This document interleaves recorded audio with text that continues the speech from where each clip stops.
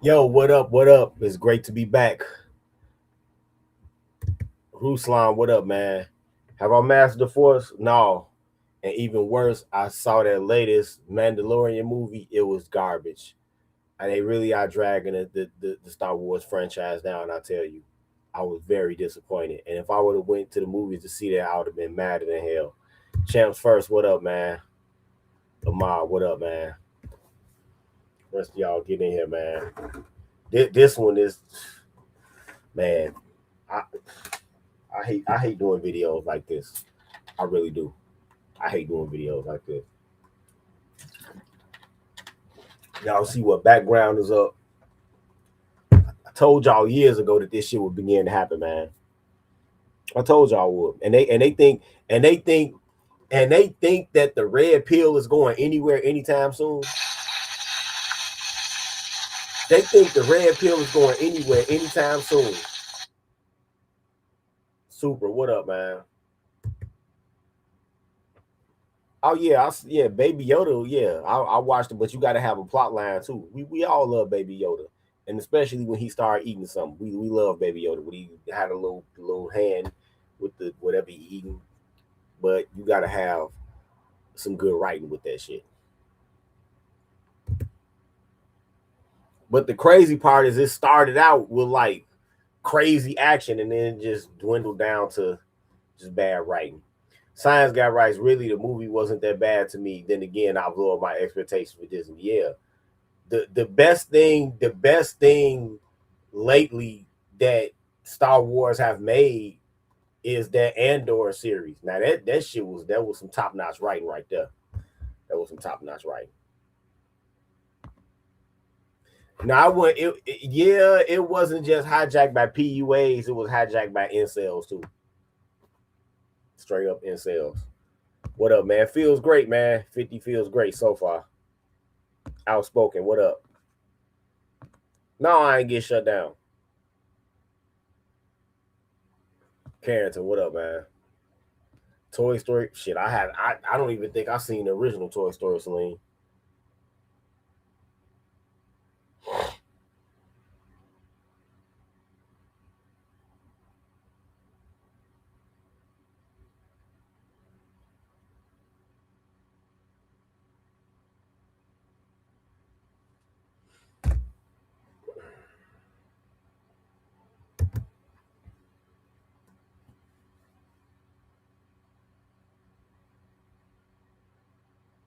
Yeah, yeah, yeah, yeah. You right about that, Ruslan.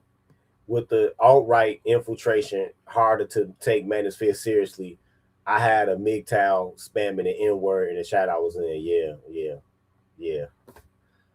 Hey, trust me, I know it'll be drying these YouTube streets when I'm not here. Not to be arrogant, man, but I know. Because this is one thing that I don't do. To make sure that my content is fresh with all of us content creators, we have a YouTube creator studio, right? And you can actually go in this creative studio and it will tell you like recommendations for video subjects. That's why you see this homogenization of material on YouTube because there's no creativity. Motherfuckers see, um, you know, you should do a video about this. You should do a video about this, and they just take it and run with it. It's crazy. Me personally, nah, I've never done it. I've never taken a recommendation on what to do a video on. King, that's what up, man.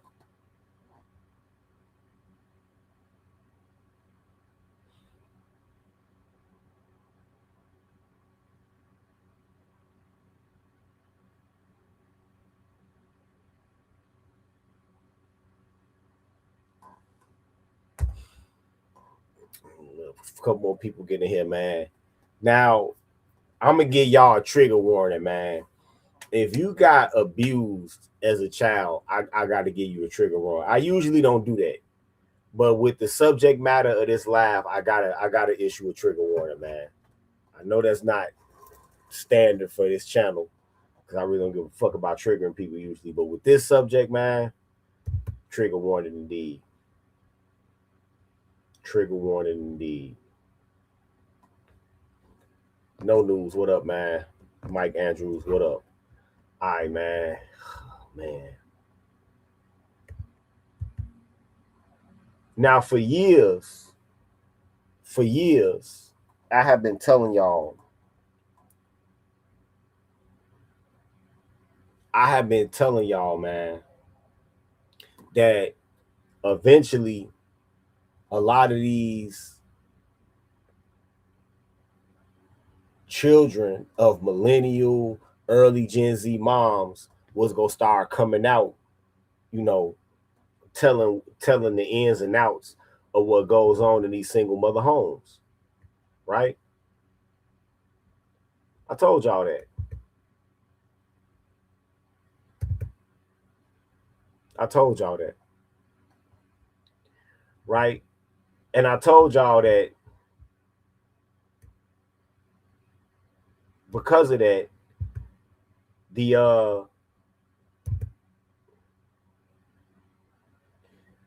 the red pill wasn't going anywhere soon. For all of these people talking about, oh, the red pill is dead and all of that, it's not going nowhere anytime soon.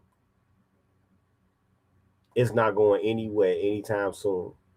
It's only go get, even if y'all try to call it something else, right? It's not going nowhere anytime soon. So last week, I kind of fell down the rabbit hole. I was debating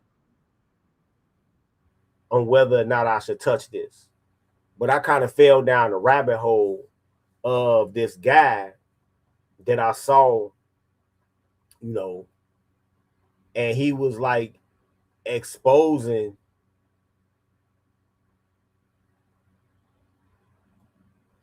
Oh yeah, oh I can't wait till that one come out.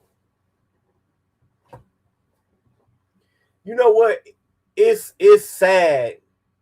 It's sad that people, well, I ain't gonna say people, women have such a lack of forbearance when it comes to certain shit that they do. You know what I'm saying? This real sad. Like,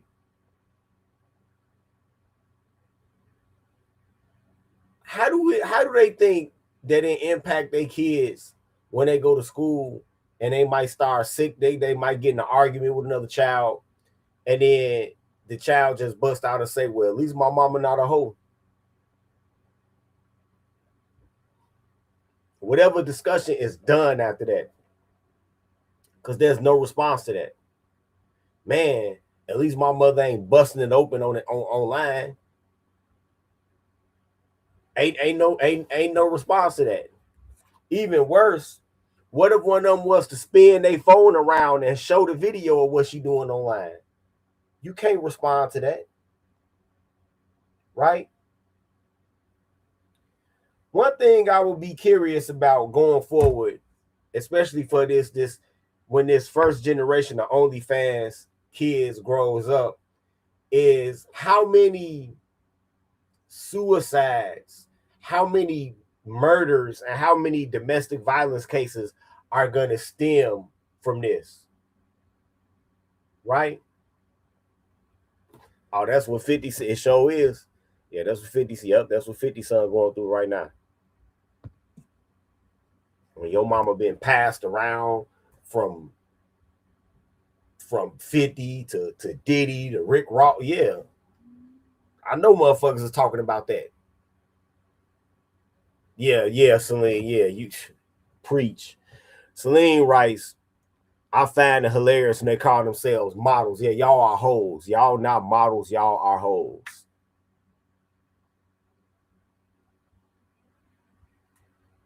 Y'all are hoes.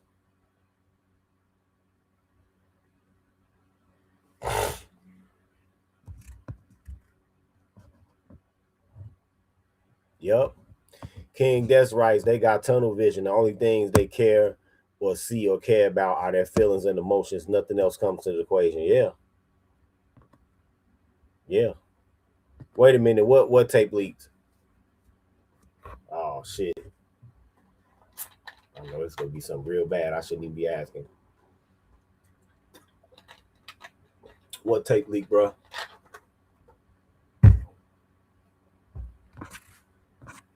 It's gonna be something real horrible. What tape leak?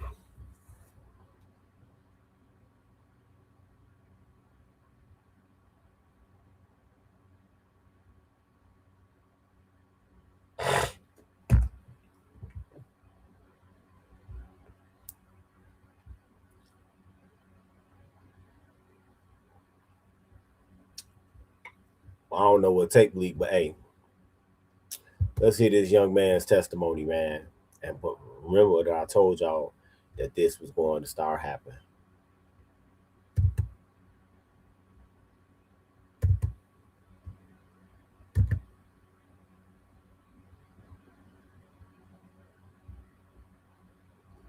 All right, here's the young man right here. Fair use. My mom, she used to be like a video vixen or whatever. She used to like date rappers. Whole time she was just getting fucked on by these niggas. They wasn't even really dating her because they never claimed her. She used to go backstage and stuff like that. I remember we walked through this long ass venue. It was a bunch of people on stage doing concerts and stuff like that. We walked all the way to the back, and I guess it was like Ludacris backstage shit where she was dating Ludacris at the time. We go back there, she see the nigga, and then we leave. And then it was the same situation where she was dating T.I. We went to Cascade for King's birthday. We went to the back to see King open his presents and stuff like that, and then we left. She didn't even buy us skates or nothing. And what's crazy is T.I. bought out the venue. We could have got skates for free. It's just the fact that she was showing us off like a purse because she looked so young that she had to prove to the niggas that she was fucking, that she had kids so she could get more money out the niggas, and she wasn't even helping us with the money.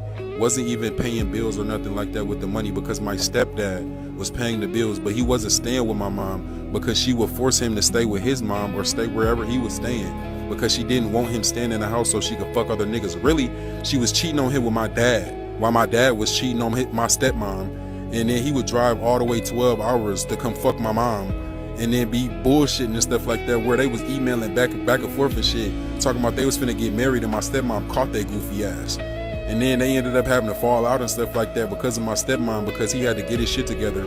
Whole time she's still doing this shit back and forth with these rappers and stuff like that behind my stepdad back while he paying her bills. And she leaving, doing red carpet events and shit like that. I don't know what the fuck she was explaining to him, but we was at the house by ourselves where he couldn't come watch us and shit like that because she didn't want him to know what she had going on. So we would literally be at the house by ourselves. Me, my brother, and my sister just sitting in her bed crying, waiting for her to get home. And this bitch on planes going across the country, doing red carpet events, meeting up with Gucci Mane and fucking T.I. and all these people where I remember at one point in her life, she was just a fucking threesome for T.I. and Tiny where she was going out her way to get fucked on by these niggas. And then she had Bow Wow friend Cleo, the nigga from Hoe, Zero. He had took me to Chick-fil-A and gave me a Chick-fil-A sandwich and shit like that, told me that I need to be a better kid for my mom because she trying so hard. No the fuck she not. This bitch is giving out coochie. That's all she was doing. That bitch wasn't doing shit for her kids. That bitch was going on her way to have fun and give out coochie to niggas so she could have money and have all this shit because she was pretty. And then I remember it was a time where she brought us around Gorilla Zone and shit like that and was trying to introduce us to this nigga and we didn't know who he was. So she had to apologize to the nigga because she felt bad that we didn't know who the fuck he was. I'm like, bitch, nobody give a fuck. We need. I remember when I was little, my mom,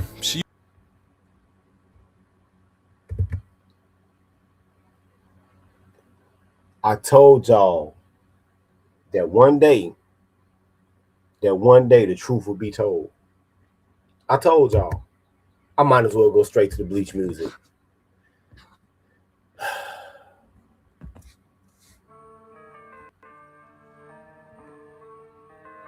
I told y'all that one day that these kids will begin to come online and tell the truth.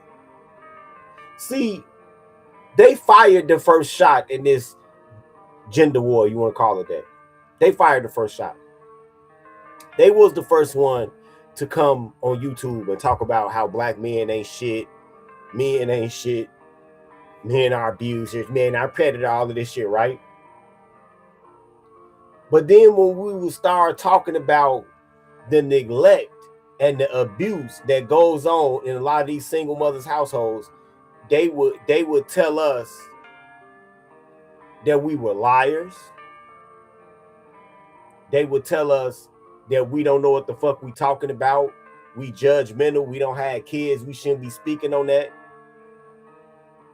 They would tell us that we lame. That's why you didn't get no pussy. That's why you ain't got no kids. All of these deflections, all of these ad hominems to dress up an institution that we all knew was trash all along. Do you know what type of pain that young man must go through every day, knowing that this is what he comes from, knowing that if he is to, you know what, I bet you that young man is so traumatized that he probably don't even have kids. I bet you that young man is so traumatized that he's terrified at the thought of having a family of his own,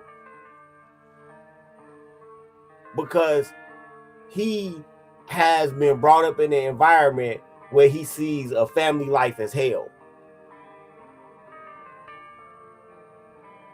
I bet you if I was to find a way to be able to communicate with that young man, that's what he was. That I bet you, right?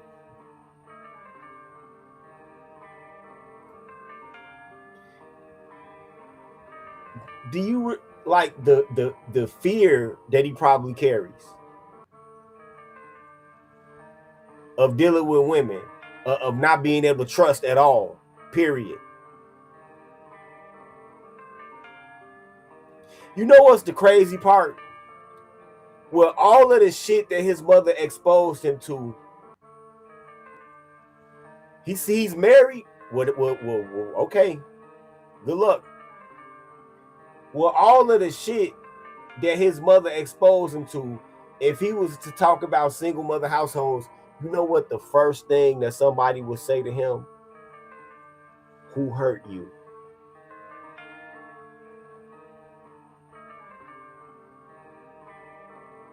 Who hurt you? They would say, who hurt you?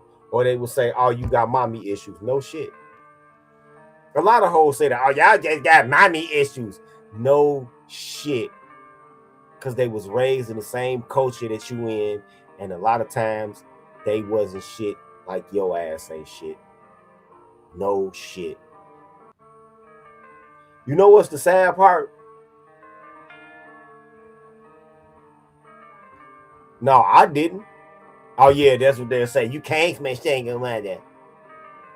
No, my parents were married in 1973. I ain't come from a single mother, but yeah, that's what they say. You can't make single mother. I remember a bitch told me that. I'm like, bitch, you gotta be fucked up. My parents were married in 1973. The fuck is you talking about a single mother?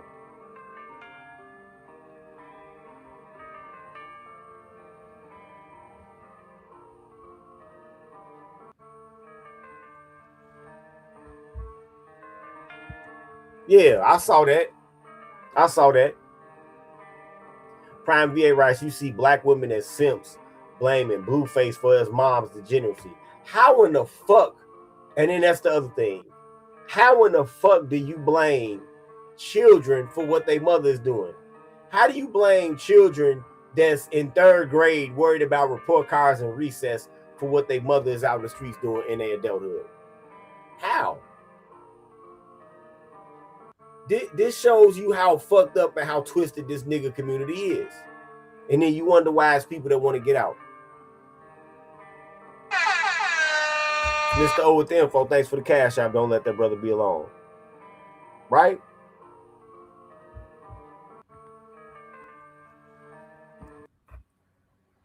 Oh, man.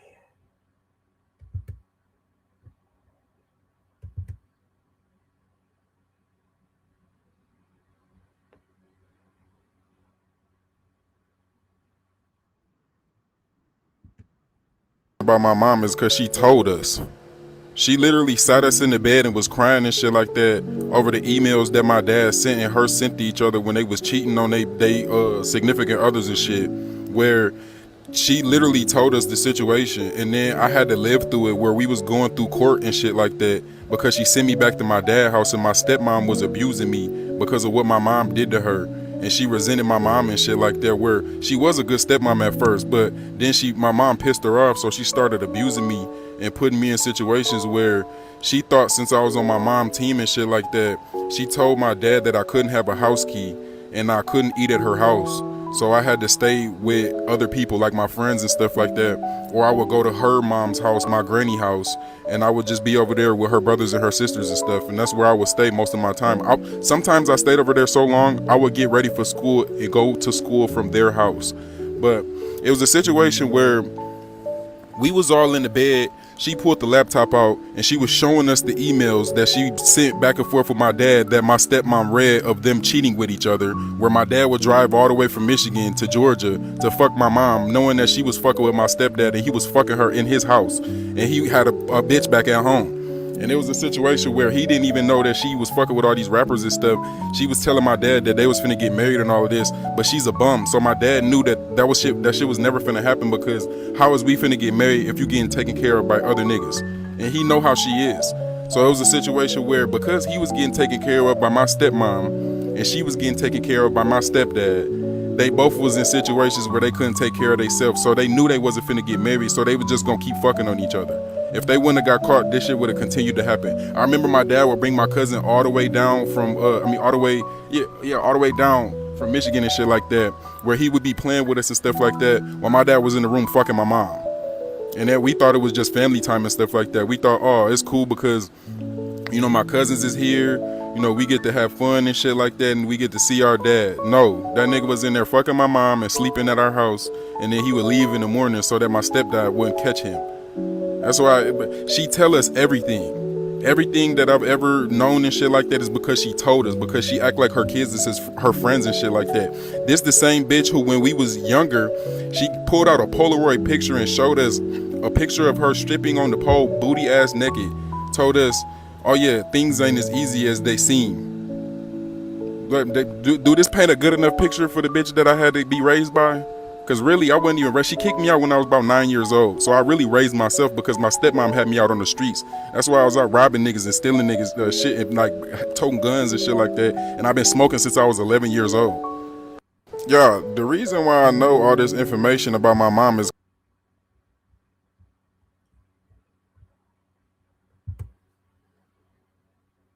I promise you, I promise you, if you go to the comment section, you know what?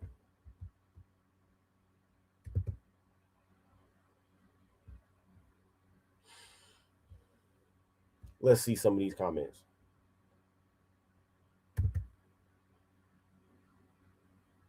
And you want to know the sad part? I hate to get on some Sergeant Willie P shit, but a lot of these comments,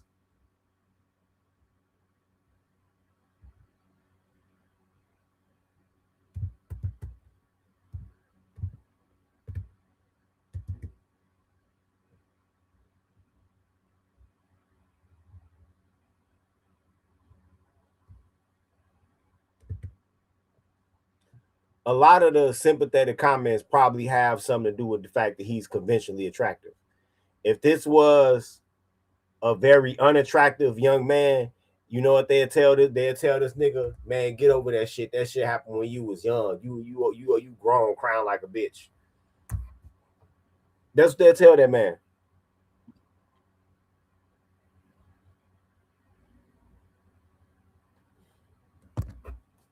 You ain't gonna hear nothing but excuses, King Des. King Des writes, this shit is hard to stomach. I don't even want to hear what Keisha got to say. We already know what they pre-program response is. Oh, you want to hear you want to hear what the mother has to say? Is that what you saying, King Des? Because I got that on tap.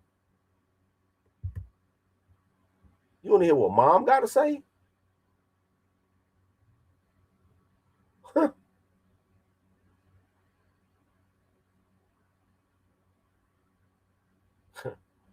Oh, King Des, you finna be madder than a motherfucker when you hear this, boy.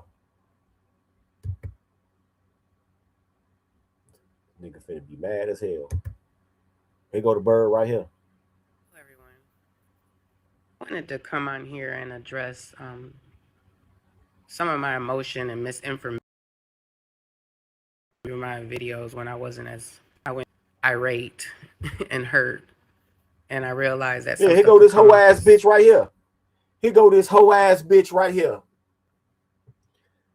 In the comment section, they was like, "What's up with her hairstyle?" And I was like, "Oh, she a 80s and 90s bird from my era. They wore them hoes wore their hair like that." You know the sad part? I had a couple of exes that looked like this whole bitch. That's the sad part. not accountable or maybe even wrong. And I don't like to mislead or make it like I'm lying about something. Wait, are you for real, Quiet Storm? Are you for real? Talking about blood pressure medication?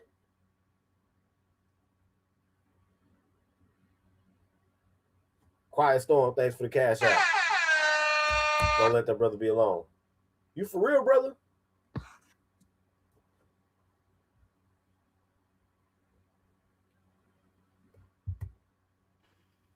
Um, my children definitely were abused by their mother. They definitely got ass whoopings, and they definitely went through trauma. I At least she confessing that part that she beat them savagely. And y'all go get to find out later on in this broadcast just how bad she beat them. It's crazy. am fucked up. I did not know I was abusing my kids. I come from ultimate violence, sexual trauma, crime. You didn't know you was abusing your kids.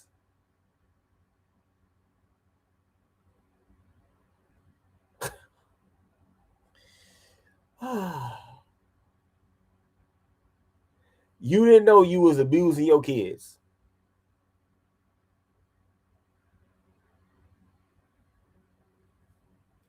Y'all take blood pressure medication. Okay. I thought he was just kidding. I didn't know if he was serious or not.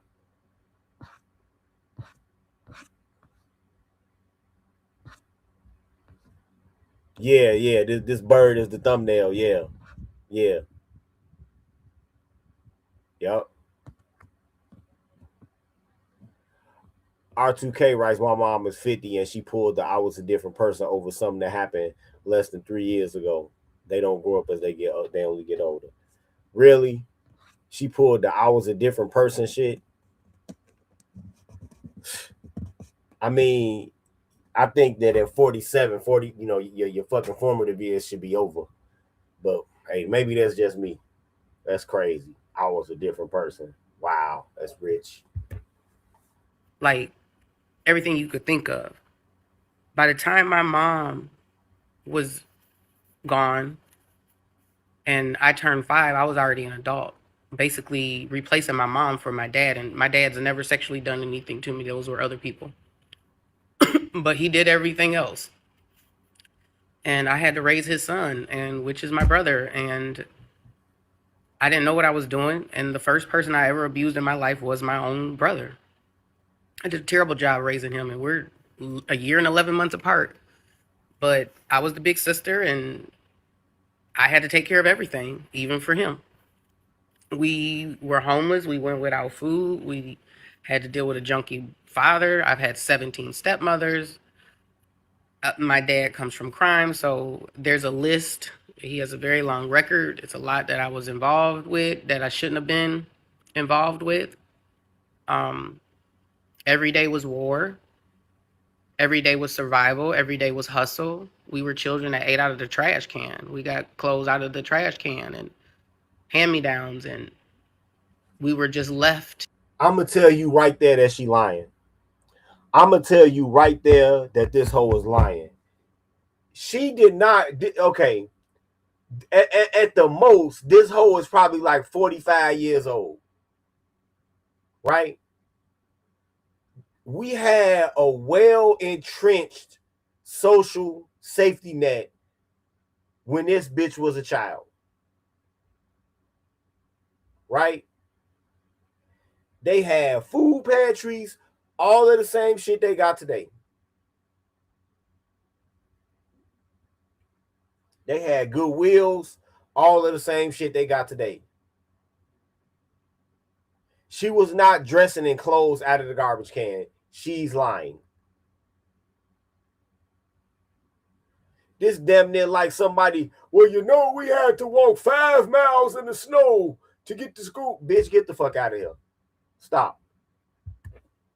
Just sometimes my dad would take us and just drop us off in another city. But again, what do this have to do with beating the fuck out of your kids? And I don't know if he was wondering if we was going to get back to him or not, but we always found our way back. No cap. It's really happened. So I was fucked up. And that's just not even, that ain't even the tip of the iceberg of the stuff that I've experienced as a child.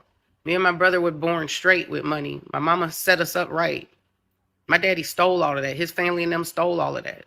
We didn't get that money, but we watched our father give money to other people, other families, other folks' kids. That's why I said a lot of what my son is saying, it's like he's taken his trauma and he's mixed it with my trauma and then made up some shit. No, he talking about the shit that you did, bitch. He not... Boy. So I don't know if that's what his mental illness does to him, but it's like he's taking my story, mixing it with his story. Some things are similar in me and his life, but not the stuff. A lot of the stuff that he's saying is like, this is, I don't know where this is coming from unless you're just talking about your dad's side. Well, you know what? Where was the mother at? Because whenever a woman talk about with something bad happening, the first thing they go say is, "Oh, where's the father?" Where was her mother at? No, this her hair, man. See, in the late 80s, early 90s, remember what I told y'all, that a lot of times that black women will impersonate whatever they see lower tier white women doing? Well, late 80s, early 90s, this is white, a lot of like white trash women had this same hairstyle, right? So a lot of black females would impersonate the same hairstyle. That's all this is. This is basically like a throwback version of a Skrillex cut. Remember when the white bitches started getting Skrillex cuts and black women started doing the same thing? That's all this is, bro. That's all this is, man. J No writes, I knew she was abusing her kids. All nigga bitches know what abuse is. They are frustrated that they are black and will never be a white woman. Yep. And our existence reminds them of that fact. Yep.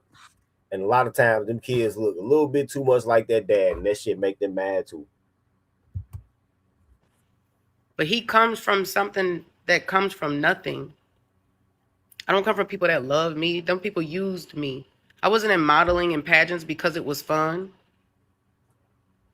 I had to bring home money and pay bills for these folks. I was the one paying bills. Me and my brother have been paying adult bills since we were babies. This is all true.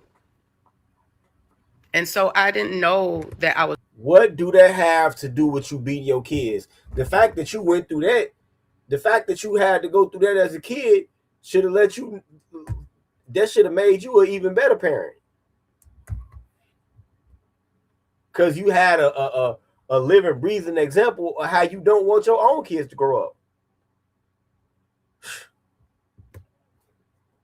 Hurting my kids because I thought what I was doing was so less than what happened to us. I didn't know any better. I thought I was doing better. That's why I said my best wasn't good enough, because a bitch didn't know better. And that ain't no excuse. My children really were hurt. They're obviously traumatized. My son needs a hug. He needs to get the healing. All of my children do. And I feel like my other two kids, the oldest and the youngest, are trying to get the healing and trying to do. And they're on a path that is set to set them up to win. I thought my son was setting himself up to win, because literally just a couple months ago, I'm congratulating him. I'm telling him how proud I am about his lifestyle and him taking care of himself and going to work and taking care of his animals, his dogs and his cats, and making sure his people is straight and doing his tattoo work. Like, I literally hyped him up because I believed in him. My son is philosophical. He's super smart. Super smart. But dumb as a motherfucker at the same goddamn time. I ain't never met a smart, dumb motherfucker like him, boy. And so I don't know what's happening right now. So I apologize, son, for reaching out to you and checking on you to see what these videos was about, because it looks like you need help. I didn't know me checking on you was going to cause all of this. Wow. A motherfucker abuse you and then tell you that you need help.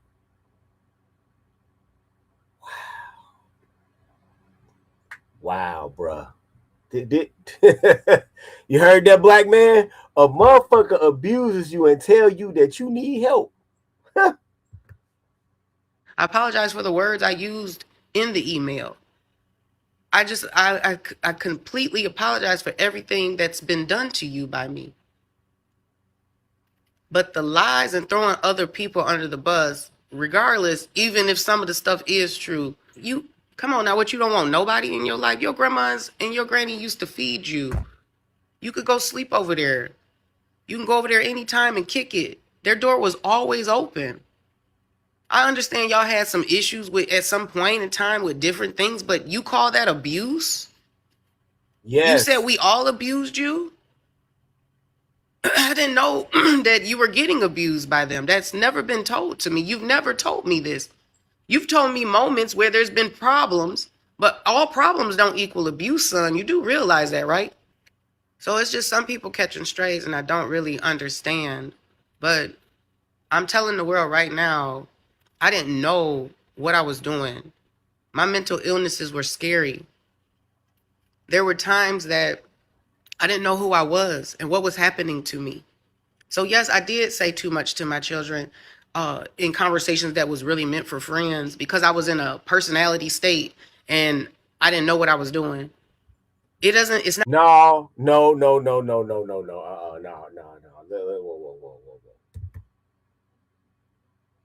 No. Bitch, stop lying. No. The reason that you conversed with your children like they were your friends is because you didn't have no friends, because you probably fucked all of they man. And then nobody want to hang around you. And so you really ain't had nobody else to talk to.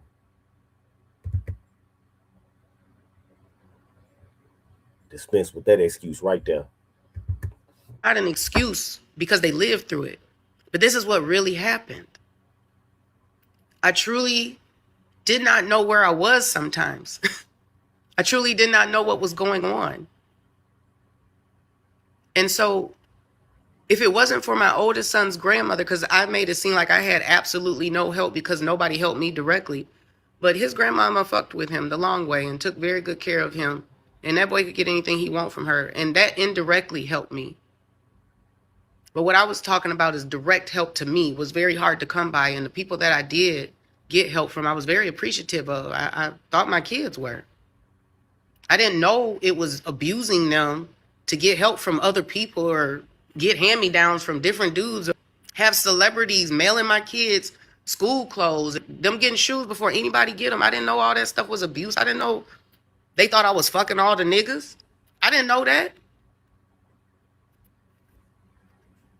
And yes, it was some confusion about my lifestyle and my lifestyle choices. Yes, it was.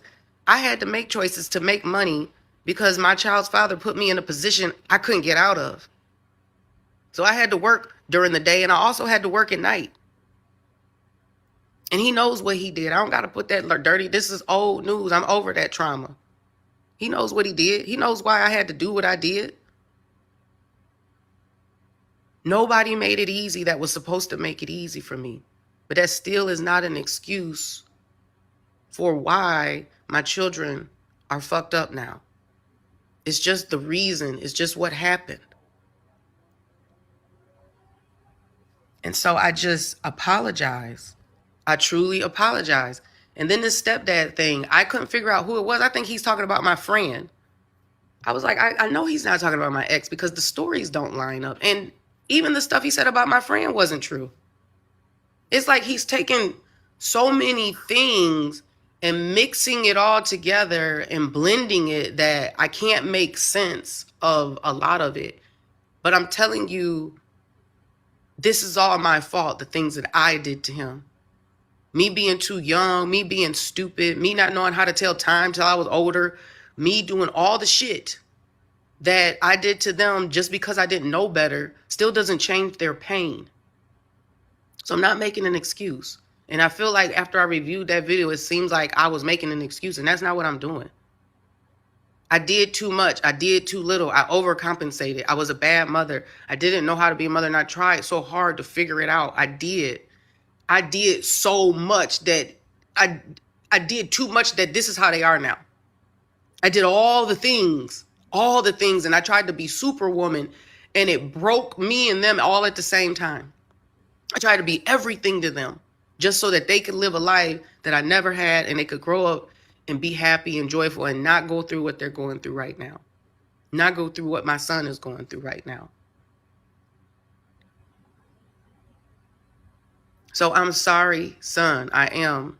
I went back through all your death threats. You told me to kill myself. Told me you didn't want me here. You really hate me. And I'm sorry. I will leave this continent and give you guys space if that's what you need. And I'm going to do that for y'all because I'm obviously the problem. Not the problem of all your choices, but I'm the root of your problem. And then I thought about it. I am the reason why you disrespect women. I didn't even know you disrespect women. Like this is so uncharacter-like of you to be like this. I thought before you were acting like this because of your brother. But now I see this is just who you are as a man, and I didn't realize it. Like, I don't know my son at all. I didn't know you. I will never understand stances like this. I will never understand how a woman could get fucked in her in one room with the headboard slapping the wall, and her kids can hear this shit and can bring a parade of men in and out of the house. A different man every fucking week, and then think that they son is supposed to look at them being a hoe and somehow grow up to respect women.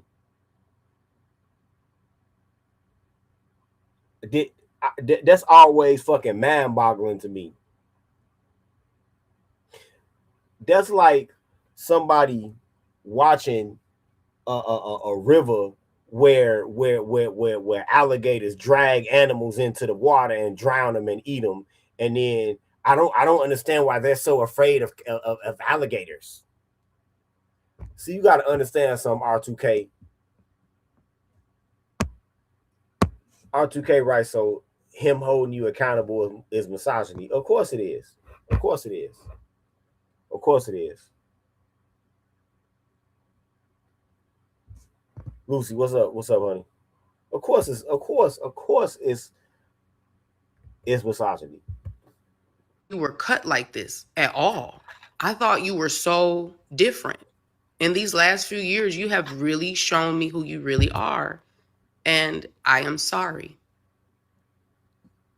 Sorry for pushing you away. Sorry for not handling it right. Sorry for telling you the truth.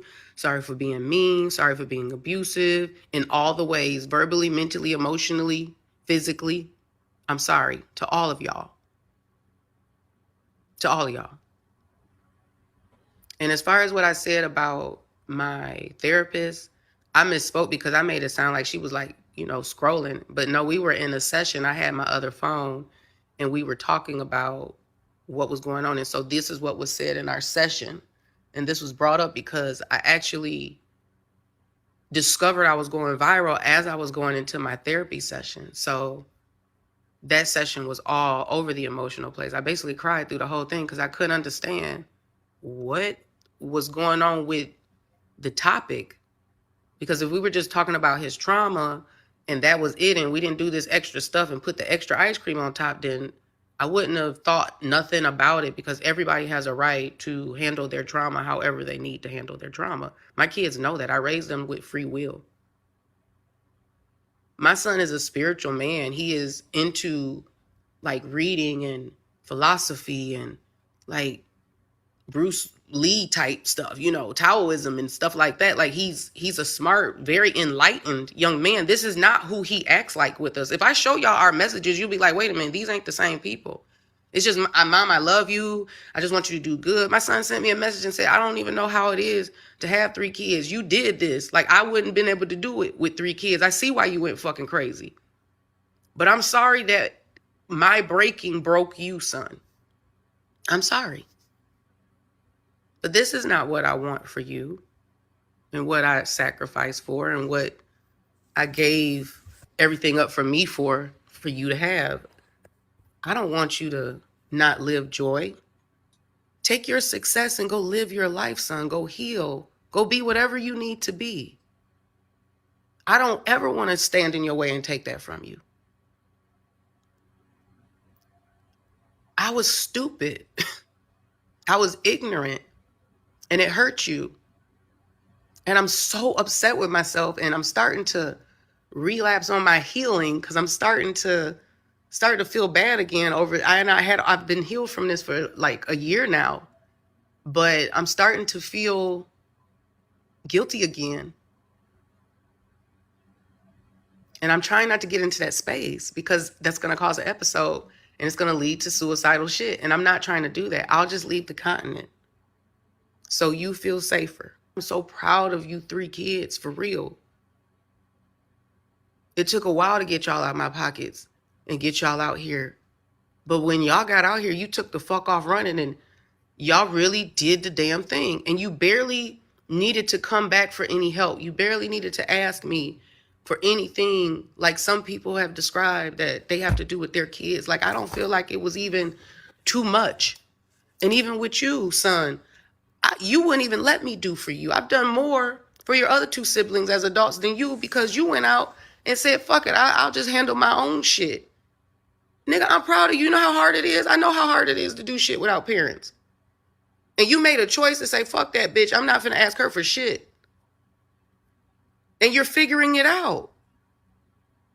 You're living a nice life. I'm proud of what you're doing.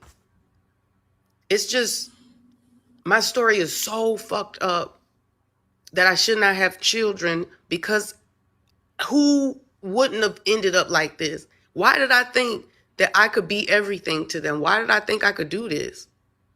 Why didn't, when they first wanted and cried to go to their dads, why didn't I just let them go and stay there? I fought so hard to be their mom when I knew I wasn't good at it.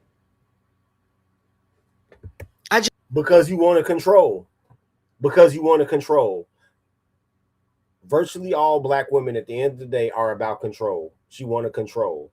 A woman have 3 fucking, and I've seen this personally. I've seen women have 3 boys, right?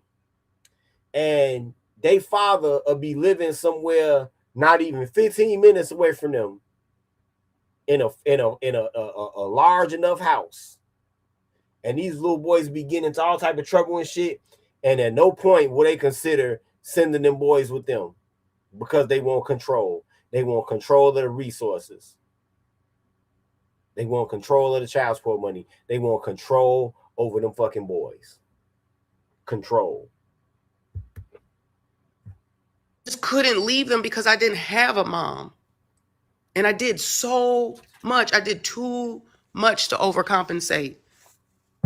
You overcompensate, then you abuse them. Make that make sense. So I didn't want to leave those videos out there and make it seem like, because I was in an emotional state, rushing my conversation, running over words and not thinking things out slowly, make it to be more than what it is or less than what it is. This wasn't I went out and intentionally abused and used, manipulated, hurt, or put my kids in. That's not it. I believe in my kids. I did all of this so they could be successful. The things that I did around celebrities and different things and how I moved with my kids was to keep them safe. I left the industry because it's an evil fucking place to be. And I saw some horrific shit. And if a bitch... No, you left the industry because the niggas ain't think you look that good no more. You left the industry because you lost the appeal.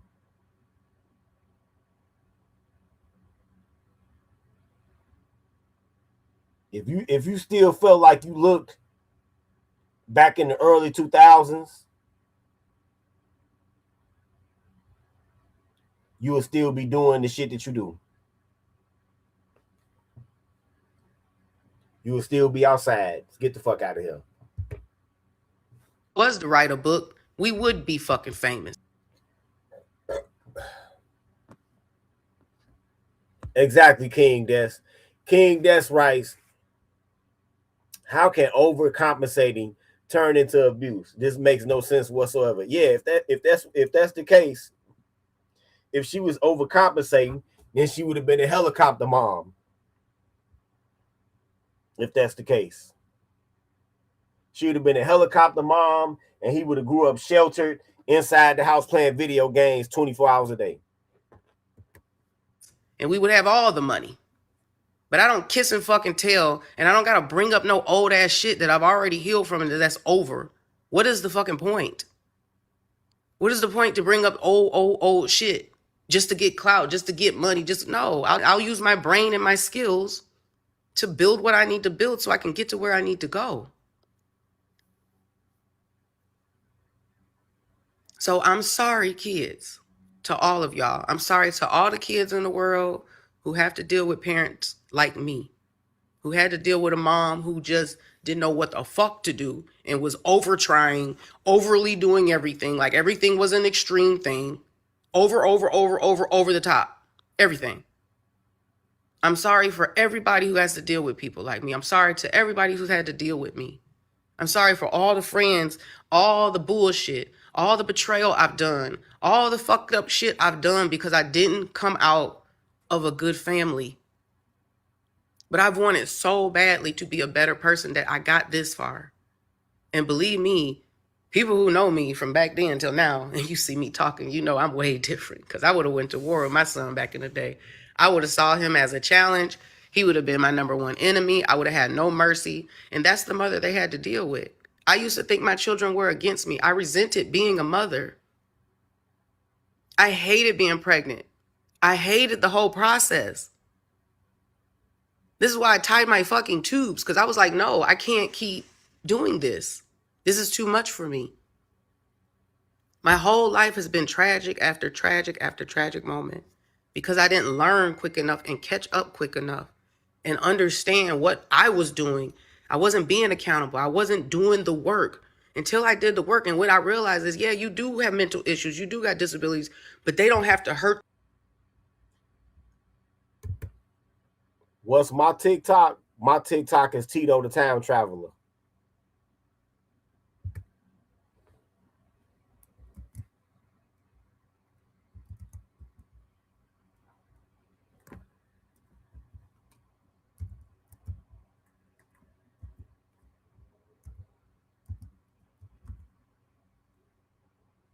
And why do you want to know what my TikTok is so bad?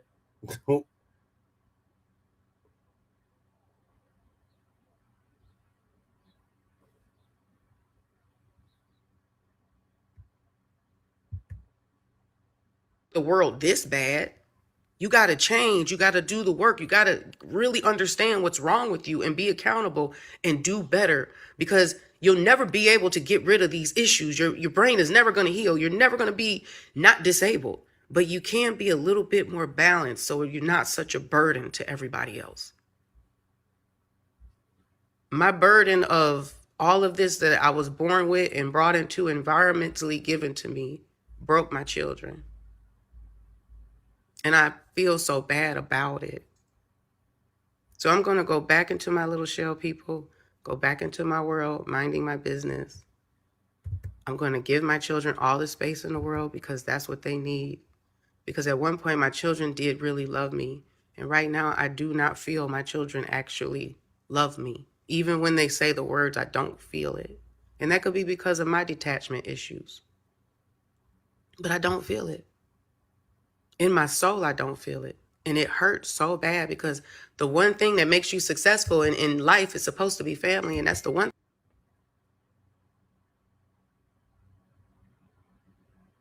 I remember it was a time when me and my mom was living together when I was out in Alabama. She had met this new dude and shit. This all allegedly and shit because I wasn't there. She had allegedly met this new dude. She got into a car accident where then she claimed like around $100,000 or something. And then she was flying back and forth from Florida, Chicago, Atlanta and stuff. He wasn't even paying for none of that. She was paying for all her own flights. And then it get to a point where she telling me how good the sex is. She telling me, oh, this the one. I think I might marry him. You know, da da da da da. Where then she go out to Chicago after she do a background check on him, expose himself to him. Where then she go out her way to tell him, I know you not the person that you've been telling me that you are, and got her ass beat the fuck up for telling that man that he was lying to her. And cause she looked up his business or whatever he told her that he had, and then she ended up doing a background check, went on her way allegedly to go out there and do all this stuff to where then she confronted him about it and got beat the fuck. There's my TikTok Tito the Time Traveler for everybody that's asking. Fuck up. Even though she done spent all this money, she called me and told me crying on the phone, oh yeah, but I thought he was the one. I thought this was gonna be, you know, my indoor tiller. I thought this was gonna be my princess story and stuff like that, where she going on her way to tell me that she felt like that this dude was gonna be her husband and stuff, and he was gonna go out his way to do all this stuff. Whole time she was spending money on him. She was spending her own money on stuff after she done got into this accident. And then she had nerve damage in her arm and shit. Still going on her way to get fucked on. Still going on her way to do all this crazy shit. And then she gonna tell me about all of it as it's happening and never give me a dime. Never do anything for me or go out her way to do shit for me, to where then she's still putting me in certain situations and stuff like that, even though she had the means to change what she had. Change what I had going on. Like, she could have changed what she had going on and stuff like that, but she chose to fuck around with niggas and be in relationships and stuff to where she going on her way to put her in these dumbass situations and shit where nobody told her as a grown-ass 40-year-old woman to be going out here to do that. But she said, oh, I need to do stuff for me. I need to go on my way to be happy for me. You know, all you kids do is won't, take. You know, I just want life, you know, stuff to happen for me. Bitch, you been doing that shit all your life, going out your way for you. When have you ever did stuff for your kids? When have you ever went out your way to do certain things and stuff to where you going out your way to do stuff for other people? You only ever do for yourself. You are a narcissist. I remember it was a time when me and my mom was living.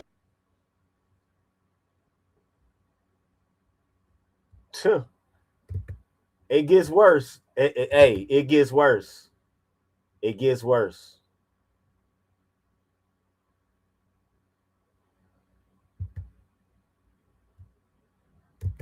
It gets worse, y'all.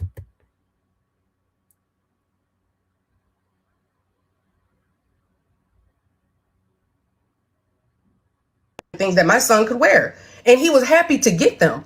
What's wrong with him having that when he already got Neiman Marcus on and Bloomingdale's and Macy's and all that? Like, come on, y'all be get real. And what kills me about Neiman Marcus doesn't have a store brand of clothes. And Macy's didn't come out with INC, which is their store brand, for a very long time. No, I believe it was Alfani that was first, then INC. So I don't know what the fuck she's talking about. some of y'all parents? Y'all ain't even did half the shit that I've done for this nigga, but y'all judging me out here. That's the shit that's killing me. Y'all don't even do half the shit. I went above and beyond and did way too much to compensate for his dad, for my family's lack of everything, for my lack of having a mother. Like, my mama died, was murdered when I was 3 years old. That shit was never fucking solved. I have to live with that my whole life, and now I watch my son treat his mama like trash when I never had a mother to love, to hug me, to tell me, hey, little girl, this how you be a mama. But I did the best I fucking could. And y'all out here judging me like y'all know me, like you know what's up, like you've done better. Like, you ain't that one of the favorite deflections? You ain't got, you judging me. You ain't got no kids. You can't judge me. You ain't got no kids. You judge somebody who ain't got no kids. One of their favorite deflections. Lived better with your kids in the situation, and like you've been in my shoes and you lived the way I would live and had all this trauma happen to your whole fucking life. Like, you had a baby put on you at 17 years old on purpose because a nigga chose you. I wasn't even out.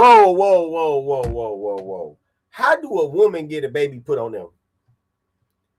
How does a woman get a baby put on them? What? How does that happen? Cause from that picture that's the header of this video, it looked like that shit was real consensual to me. So how did he put a baby on you? Cause he chose you.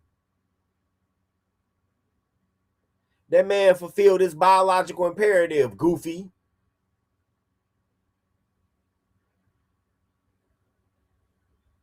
He saw an attractive woman and he impregnated her. That's his biological imperative. But you had to yield for it to happen. So you didn't. How the fuck did you get a baby put on you? I guess that's the new excuse now. Here like that. I wasn't even out in the street. I was a good girl. I was a church going good girl. And this nigga tried to take me down and I didn't choose him. So I ended up with this other fucking nigga. Now my fucking son is sitting up here talking this shit about me and him. When we did I know for a fact I did the best I could. I can't speak on his dad or his dad's wife. That's not my business. And I don't know what was going on in that household. Because now that I see that my son lying like this on me, I don't know what to believe. But what's wrong with him getting hand-me-downs from men that supported me? These men were not men that I was all fucking. These are not men who was around me trying to, oh, let me give this to you so I can get you to do this. None of that is true. They was just helping me. Yeah, right. Out because I was a single mom and they got single moms and they saw it and they helped me out. What's wrong with a mother making sure she got a support system when she ain't got one? Make this make sense. But y'all can't because you're too busy judging. A lot of y'all is on my side and I appreciate y'all. Because y'all didn't fall for the okie doke. You didn't drink the Kool-Aid. You realize something was up with this. No, they on your side because they doing worse shit to their kids than you did. That's why they on your side. They on your side because they want to maintain the cultural norm of child neglect. They on your side because, heaven forbid, we come to any type of semblance of accountability. He got woman problems. He hates women. He's hated me since the day he came out of me. That boy has been writing me hate mail since he's been able to write letters. And why you think that is? I know he hates me, but I still love him. And I still was there for him. And I still took care of him, regardless of his hate. But y'all judging me on stuff you don't know nothing about? The clothes he wore? Child, please. It was a time when I took my oldest son up to Saks Fifth to get some Prada shoes and get him ready for graduation. That nigga didn't even want it. He thought I was tripping. He said I was doing too much. So y'all can miss me with this mess. How the fuck we out here eating at 5-star, 4-star restaurants almost every day? We're going on vacations. This boy said we don't go on vacation. What do you mean? We've been all over the place together. So Robert, we didn't go to Chicago. We didn't go to Disney World. We didn't go in down to Tybee Island. We didn't go to Simon Island. We didn't do none of this stuff. We didn't travel in Michigan. We didn't go to none of the adventure parks. We didn't go to Six Flags. We wasn't at the water park every other week. We wasn't. We didn't go paintballing. We didn't go skating. We didn't do any of this stuff you said. And I took you places, and instead of letting you enjoy the moment, I just snatched you away. So let's come back around to the ludicrous thing. It was birthday bash. We had already walked. So I don't understand his story or his perspective. We had already walked. We had already got food. We had already got drinks. We had already kicked it in birthday bash. We were going to the back to speak to a nigga and leave. That was it. Nobody had to show him that I had kids. This nigga, I don't understand this. She had to show celebrity she had kids because she looked so young. That's stupid. Back in my day, when we was back in that day, hoes wasn't telling niggas they had babies. They wasn't telling them they had no kids. And they wasn't even showing these niggas these kids because they wanted them to marry them and not think they had children. So why would I have to? She lying. Because the guys that she would have been hollering at was Generation X black dudes. Not claiming your kids would have destroyed your whole motherfucking reputation back in them days. She lying. Be the one out of all the bitches who's hiding children. I'm the one who got to show I got kids to prove that I'm old enough to have. My fault. Okay. Yeah, no. But there was a lot of women that was not claiming their kids. I ran into one of them back in them days. Shit, I talked to this motherfucker that was so slim and shit. Ain't no way in hell you would have been able to convince me she had kids. And I called her crib one day because she told me a certain time to call, and It was a little girl. It was a girl got on the phone that sounded just like her. And I'm like, this not so and so. She like, no, I'm her daughter. I'm like, her daughter? And she like, yeah. And I'm like, she ain't tell me she had no kids. She like, yeah, she got kids. She was like, hold on, sir, hold on. And so she put me on the phone with her with the woman's mother. And the woman's mother was like, oh my God. Yeah, she not here right now. Yeah, that was her daughter on the phone. Did she tell you that she ain't got no kids? And I said, yeah. And she was like, I don't know why she keep telling these men that, honey, she got 8 kids, okay? She got 8 of them. And I was like, wow. Then the mother go, and to make it so bad, honey, she had most of them before she even turned 25. So yeah. I don't know why this girl, but call her back. Yeah, it was a lot of motherfucking females not claiming their kids up through the 90s and 2000s. Have kids. Make that make sense? Y'all can't. But let you have been a man and not claim your kids, you would have got, oh my God, you would have been fucking pilloried. Just nonsense being rambled and y'all just run. But then if a woman don't claim her kids, they'll say, oh, it's because of these men talking about they ain't want to date single moms. Shit, they gotta survive. That's what they'll say. They'll automatically make an excuse. Off with it. Just running off with it. It's fucking crazy. And I don't understand how people can't use like higher level thinking. I don't understand it. I was at my kids' school every week. No cap.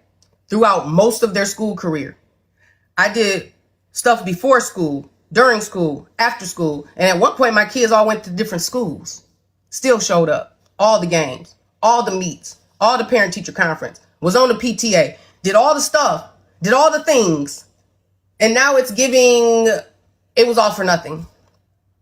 The sacrifices, the sleepless nights, the wiping up the asses, the wiping the snotty noses, the wiping up the tears, the holding babies and rocking them for fucking hours because they want they fucking daddy and this nigga is playing. But I had to do that. Trying to console them because they sitting at the fucking door banging their head because the nigga said he coming and he ain't show up. I had to handle that. But y'all got it all figured out, right? You know me. You know me better than I know me, apparently. Let's get back to this modeling thing. Isn't a video vixen somebody who is in a ton of videos or somebody who is literally their careers in the videos? Like Melissa Ford or something like that, right? Right? I've been in 2 videos. Oh, God. 2 videos. How am I a video vixen? And the videos you Because you was in videos, ho. That's why. You was in videos. It don't matter that you was in 2 of them. All it take is 1. guys are saying I was in, I wasn't even in. So make that make sense. I was down here working for Georgia Power, Suzuki.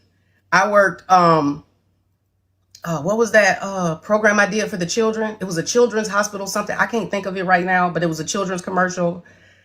I came down here and I did award shows. I was hosting. I was on the radio. I was interviewing celebrities. I don't get it. This is what I was doing. So how was I a video vixen? Make it make sense. Y'all can't even find anything I was in. Any true video vixen is plastered everywhere right now from the 90s on the internet. But y'all can't find one fucking... They trust me, honey. They gonna find them. They gonna find them. They gonna find them.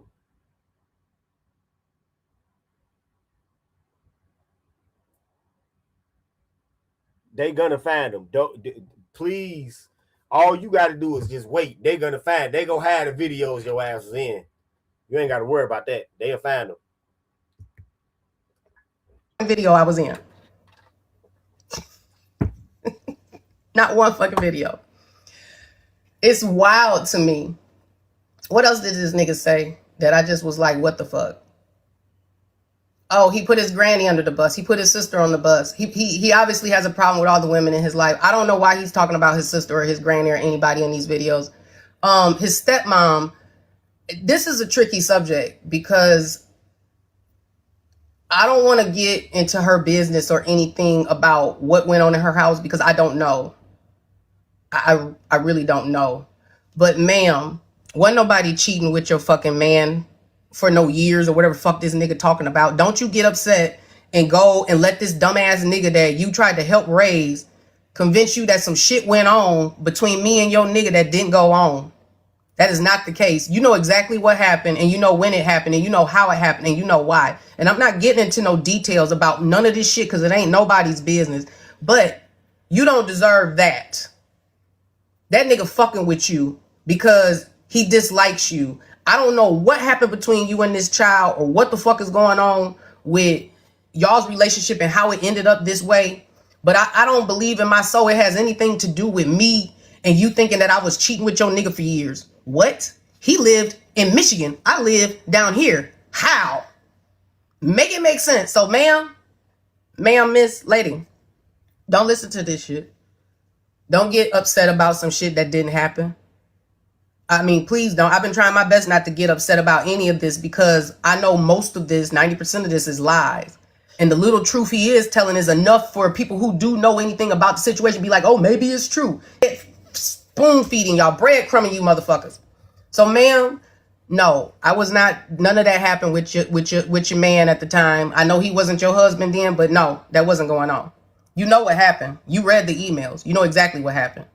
I know exactly what happened. You know exactly what happened. Don't let this dumbass nigga tell you otherwise. It's caused you problems today. Nobody deserves that. You got to take care of your other kid. What was the other thing that he said? Okay, so they wasn't taken care of, yada, yada, yada. Oh, my children have never been left for days at a time, anywhere with lights off and no food or whatever fuck he was talking about. I don't even know what that was about. That's never happened. I've always had child care providers for my children, even if my child care providers have failed, like they did when we lived on the golf course and my kids decided we was in a condo and I was at work and these motherfuckers decided to steal a golf cart and run the golf course and run a motherfucking nigga lit muck of that motherfucker. Like they had no home fucking training. And so the person that I had watching them was a teenager who basically got sick of them and didn't call me and tell me that they had ran off like baby's motherfucking kids because my kids was bad. So the people called me and said, hey, come get your children. I left work immediately and came get my kids. But I left my children alone to go out of town to an award show to model. Whoa, and y'all was in elementary school? I thought you wasn't in the industry like See, that. this is shit I'll be talking about. So the fact that my friend was watching y'all, I'm talking to you. I thought you wasn't in the industry like that. I thought you weren't in the industry like that. I'll name a video I've been in. But you left town to go to a award show. You young man, the one who put this shit out on me. The fact that my friend was watching y'all during that week didn't mean shit to you, huh? The fact that I was at motherfucking work didn't mean shit to you. The fact that I was working a corporate company job and modeling at the same time to take care of y'all and all the money went to y'all and I literally spent millions of dollars on you children didn't mean shit to you. Modeling? Hold on. I don't know about modeling. Because even at your youngest on that picture, you wasn't no runway model. And you definitely wasn't no print model. So if you wasn't a runway model and you wasn't a print model, what does that leave? That leaves being in fucking pornographic magazines or videos or music videos. But you just tried to convince us that you wasn't in the industry like that. I know Fox and the Hound. I know, bruh. I know. Fox and the Hound writes, whoa, Tito, you're not supposed to use high level thinking against her. Yeah. Yep, that's why I just let them talk. R2K writes, Tito, they talk long enough, they tell on themselves. That's why I always let them talk. Yep, modeling and in corporate. Yep, sure.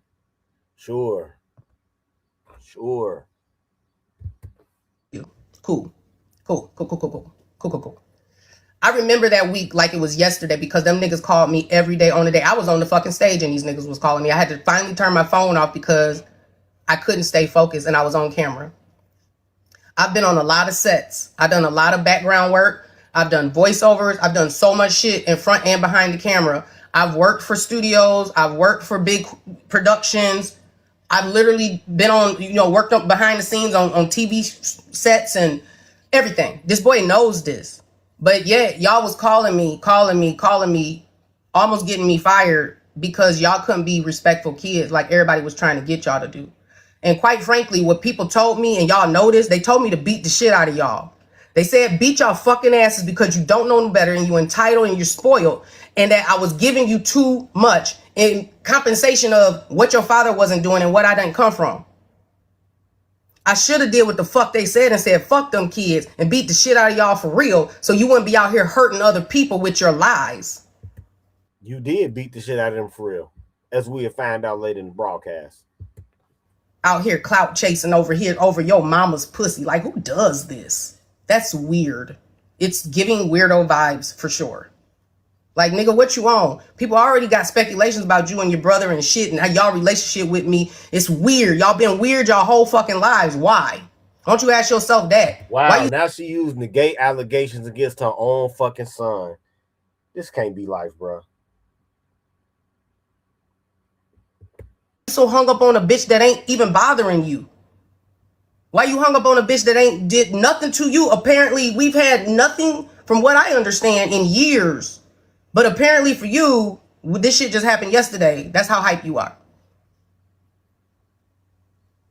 Make this shit make sense. Now, I can't figure out who this nigga stepdaddy is. My child has never had a stepdad, so I don't know if he's referring to my ex-husband, who he never called stepdaddy or dad. I'm not sure about any of that part because there's like 3 videos. Me and my people don't know what he talking about.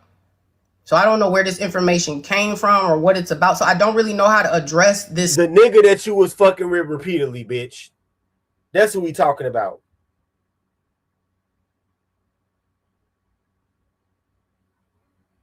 He probably didn't want to put the man name out there, so he just said my stepdaddy. Unless you don't fuck with so many niggas that you can't even keep track. The one that he saw most of the time. Just think back, ho bitch. Stepdaddy. My son has never had a stepdaddy. I have not been in a relationship, a real relationship in Atlanta, Georgia since I moved here. I have been single since my divorce. Make this make sense. I tried to get into relationships. It didn't work out. Okay? Matter of fact, I tried to get in 2 relationships only, and they had nothing to do with no celebrities. And by the way, celebrities asked me to marry them. Celebrity asked me to be their women. Celebrities and wealthy men, millionaires and billionaires wanted me. But a lot of them did not want my children. They didn't want my kids around. And I would never send my kids to their dad or drop them off or permanently get rid of them just because a nigga said so.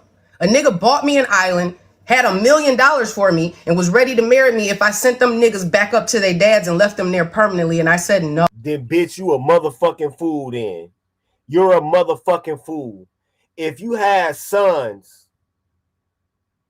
and didn't want to send your sons back to live with their father, the nigga that was, I think she lying first off.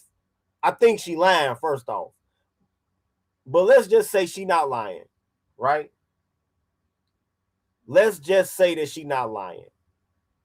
If somebody was go do that, he didn't say that you can't see your kids again. He just said that he wanted them to live elsewhere. But we know you lying, hoe bitch. Oh, I went and got my babies. An island. I still have the pictures of that island. Only got to go to it once. An island. Do you hear me? So I had the pick of the litter. I had billionaires. I had millionaires. I had anybody that I could want. I didn't want them. I was focused on raising my kids and not having a bunch of men. You can't fire me. I quit. Around my children. That's why my son can't give y'all direct. Why you ain't settled down with one then? If you don't want to have a bunch of men around your children, why you didn't settle down with one then? Hoe bitch. Stories about no hoeing because there wasn't no hoeing going on around this fuck ass nigga. That's what y'all don't understand. These stories are exaggerated and made up. He's heard some things through the grapevine. Some people from Michigan told him this and that, and they was lying because they didn't know what the fucking No, he heard it through the damn wall. tea. So he's taking rumors. He's heard shit in his dad's house. He's heard what people thought was going on with me, and he's trying to make it be something that is not. But we ain't got to the big thing here. My son got put out of my house for a reason. He was a threat to the people around him. He was a problem. I almost took my kid off this planet over this shit that he did, and it changed the course of our life. That and my daughter's kidnapping were the two things that are most traumatic things I ever experienced as a mother. I thought my kids lying on me, telling me they hate me, telling folks I didn't feed them, telling folks I didn't, all this shit they did. They've been doing this shit since they was 2, bruh. All this shit they've been doing. But I didn't think this would be like this. This shit hurt. You come out here and you just making up stuff like this. Like, why? Because you want a hug. You want your mom. You miss your mom and dad. You miss your siblings. You miss your family. But what did you do for your family to turn on you like this? You didn't leave us. We left you the fuck alone. We had to make you get the fuck on. Because you didn't want to move around like you should, move around like a man. Well, every time you came around us, you kept up shit. You started stuff in all of our houses. You clearly are unhinged. You're literally telling people's business that ain't did nothing to you. What did your grannies do to you, bruh? You telling stories about your granny and some old shit about her pussy, about some shit that happened when you were an infant. It didn't gonna say, well, this is what my mama said. Bitch, I don't even remember the story. How the fuck do you and you wasn't even there? Because you told him and you too fucking drunk to remember that you told him.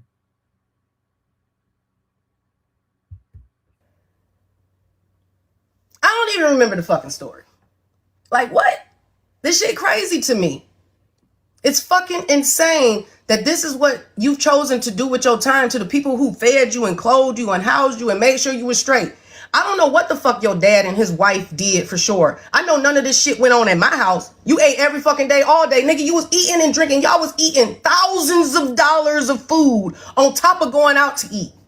Thousands of money. Y'all, my food bill was $3,000 a month for years. $3,000, $3,500. She lying. She lying. She lying. So you telling me in early 2000s dollars with I guess 3 kids, 2 kids, 3 kids, that you spending $3,000 in groceries. Y'all hear this shit, right?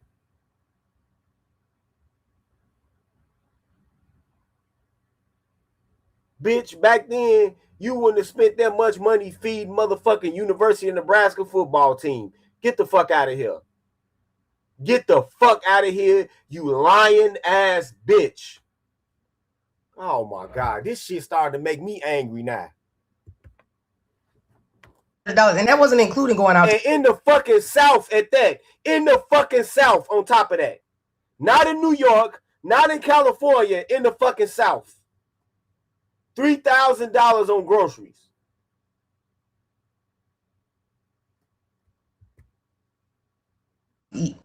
I cooked big, huge meals. I had meals set up for kids, all of their friends. We would do movie night at our house, outdoors. We would set up candy and stuff for the kids, for the neighbors. We would do. That's a good question, Quiet Storm.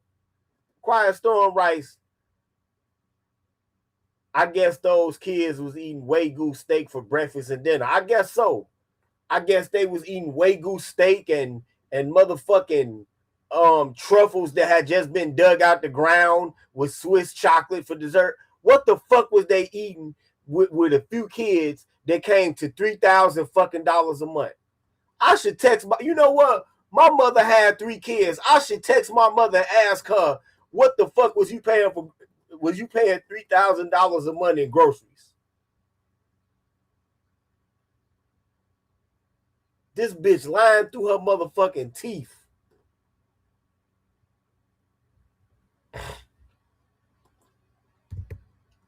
Pool. We would do trampoline. Every day we was at the fucking pool.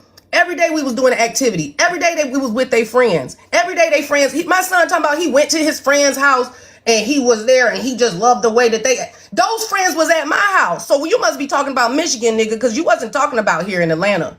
All these kids, I used to have 15 kids, grown boys in my house eating every day.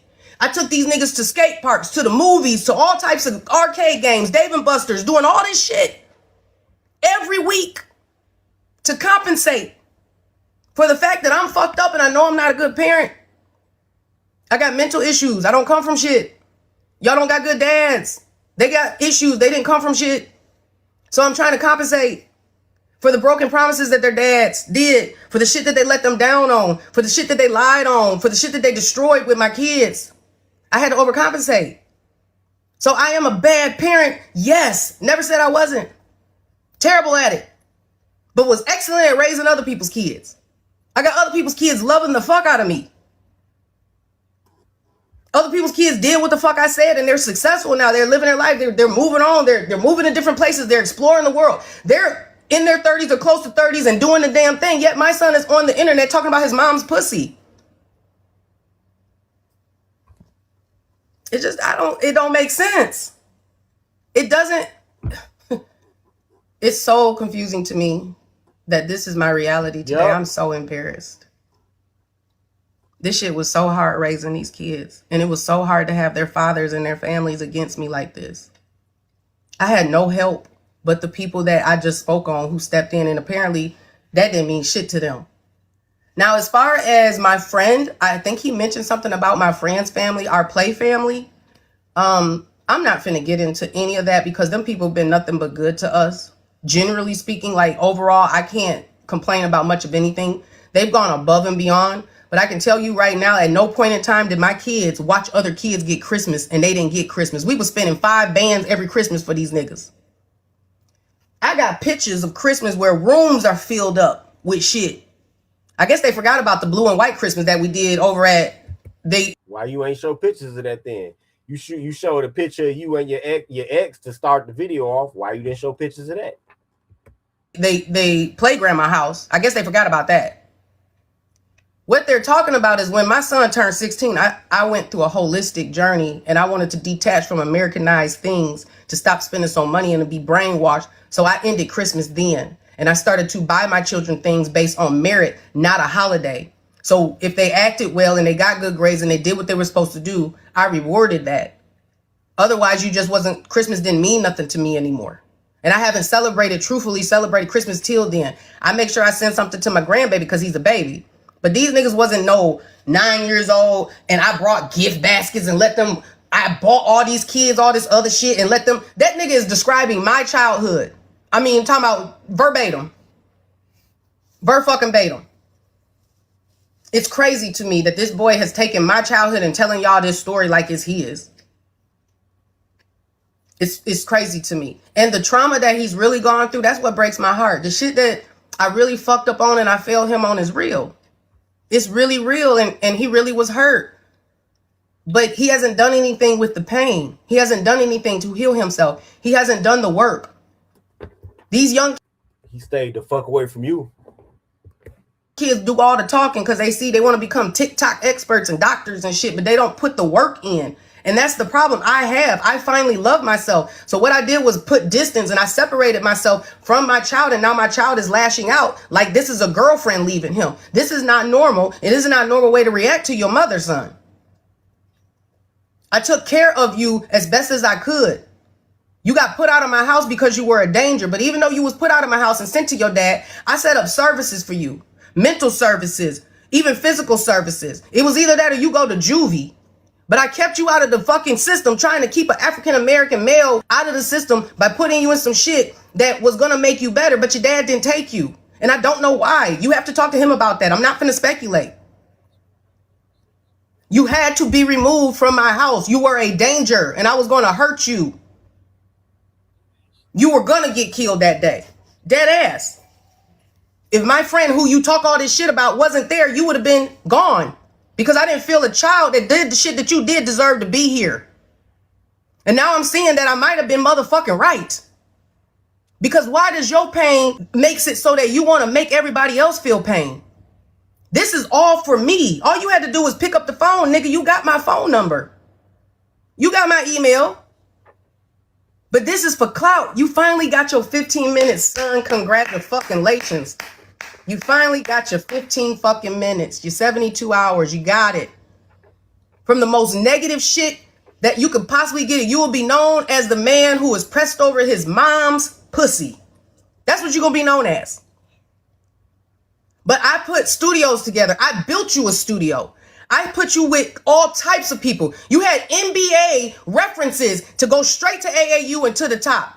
You had Sony looking at you. You had people sitting down with you because of me. You had people in rooms trying to get you on the tracks. You didn't want to do what the fuck you was supposed to do. You went in there being rude to them people. These people tried to work with you. You got shy sometimes, or you wanted to be bashful. Okay, cool. We can understand that. But then when you came out your shell, you started getting rude and telling niggas what the fuck it wasn't and what the fuck it ain't. Is this because you thought I was fucking them, nigga? Because just so you know, I wasn't. And you fucked your shit up your motherfucking self because they didn't feel like you were a person that was a team player and could be workable. The one thing I know about celebrity people, they are trainable people who are movable and easily managed. And maybe if they're not even easily, they are managed. That means they don't have control of their life. They do what they're told, when they're told, at the time and date that they're told to do it. And you didn't have that in you. Now you're famous for talking about your mom's pussy. Sitting on TikTok at almost 30, trolling the bitch, bringing all these people into this conversation. Well, this is a horrible fucking bitch right here, bro. This bitch is horrible. This is a horrible woman right here. That have nothing to do with anything that hurt you. All the people you're putting under the bus have done nothing to you. Your anger is at me and your dad. So you parade at all of these motherfucking men in front of your kids, and now because they calling you out for it, you talking about your mama's pussy. You see how immature these bitches are? They never fucking grow up.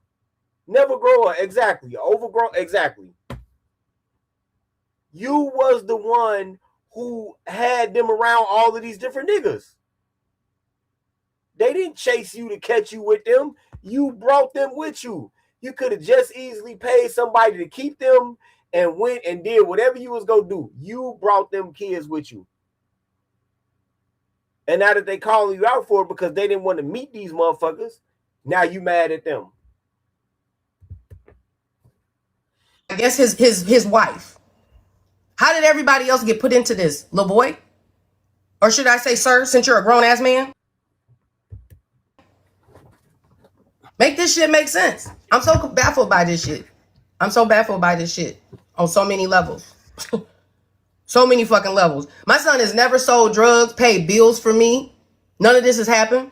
My son ain't never had to cover shit. I don't know what he talking about, Alabama. All I know is I paid the bills, and y'all heard him say that I paid for bills for a place that I ain't even fucking stay at. Whatever him and my brother got into it about, that was grown man business, didn't have shit to do with me. My brother say my son stole from him. My son say my brother stole from him. All I know is all the furniture in the house was motherfucking mine. Nothing in that house was... And I paid for the house. And did he tell y'all how I sent money to pay the rent, but I sent it directly to him, and the nigga spent the money and I had to send the rent money directly to the fucking renter's office because I couldn't trust my own son to pay his own fucking rent. He ain't tell y'all that though. He ain't tell y'all that.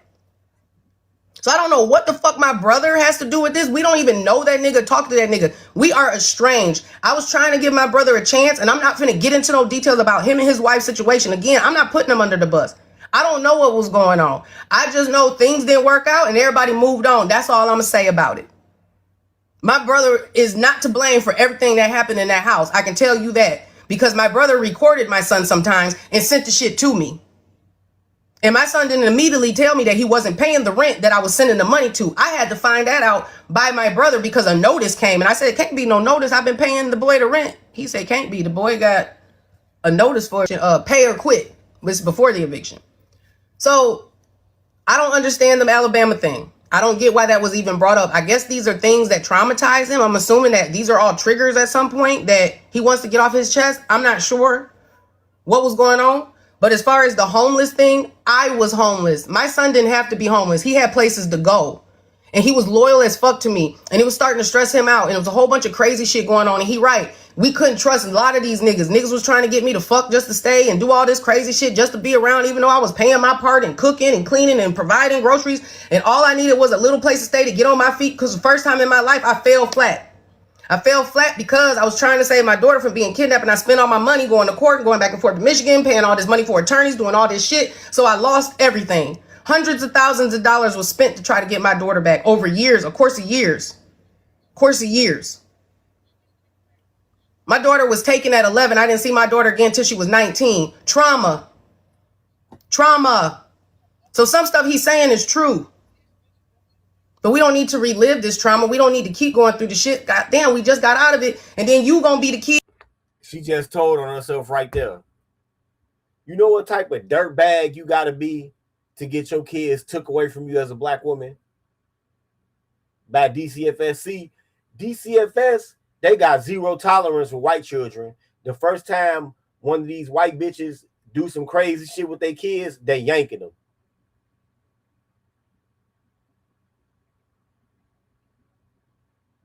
Black women, though, they have to come over and discover that you got like that your house so dirty that it's like moles tunneling through the motherfucking dining room and shit. For them to finally be like, all right, we'll take the kids.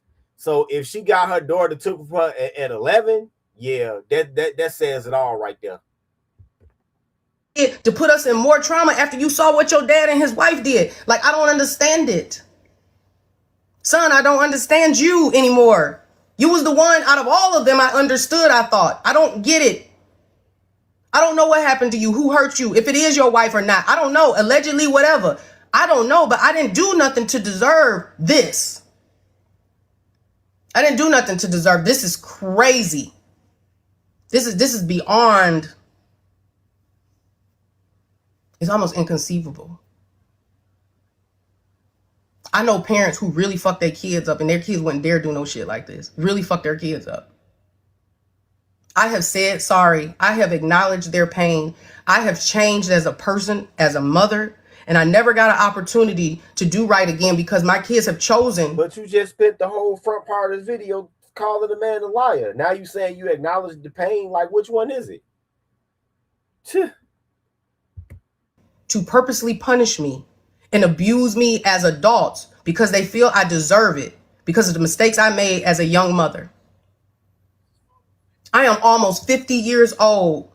I am on my own. I am about to leave this country and live a new life because I just found out literally a few weeks ago that my children have been my number one fucking enemy. And that shit hurt so bad. I said, what is the reason to stay here anymore? They literally don't fuck with you because you can't spoil them no more, because you can't provide for them no more, because you set a healthy boundary, because you loving yourself now, because you're not letting people use you no more, because you know how to say no. You know how to defend yourself. This is insane. This is insane. All the stuff he talking about, he's saying I fuck somebody's brothers and families and all that. None of this shit happened. None of this shit happened like that. It didn't even go down like that. And it's my business of who the fuck I fuck and where I put my pussy and don't put my pussy. This is none of y'all's business. And to go and ask other women, is this your son? Is this your son? Y'all are. But you are the ones. You are the one who brought them kids around them dudes, though. So trashy sometimes. Like, get a life. You're harassing other people over another bitch pussy when it shouldn't be your business what my pussy was doing. It's not my son's business because this shit wasn't around him. Nobody is bringing kids to dick appointments unless they fucking crazy for real.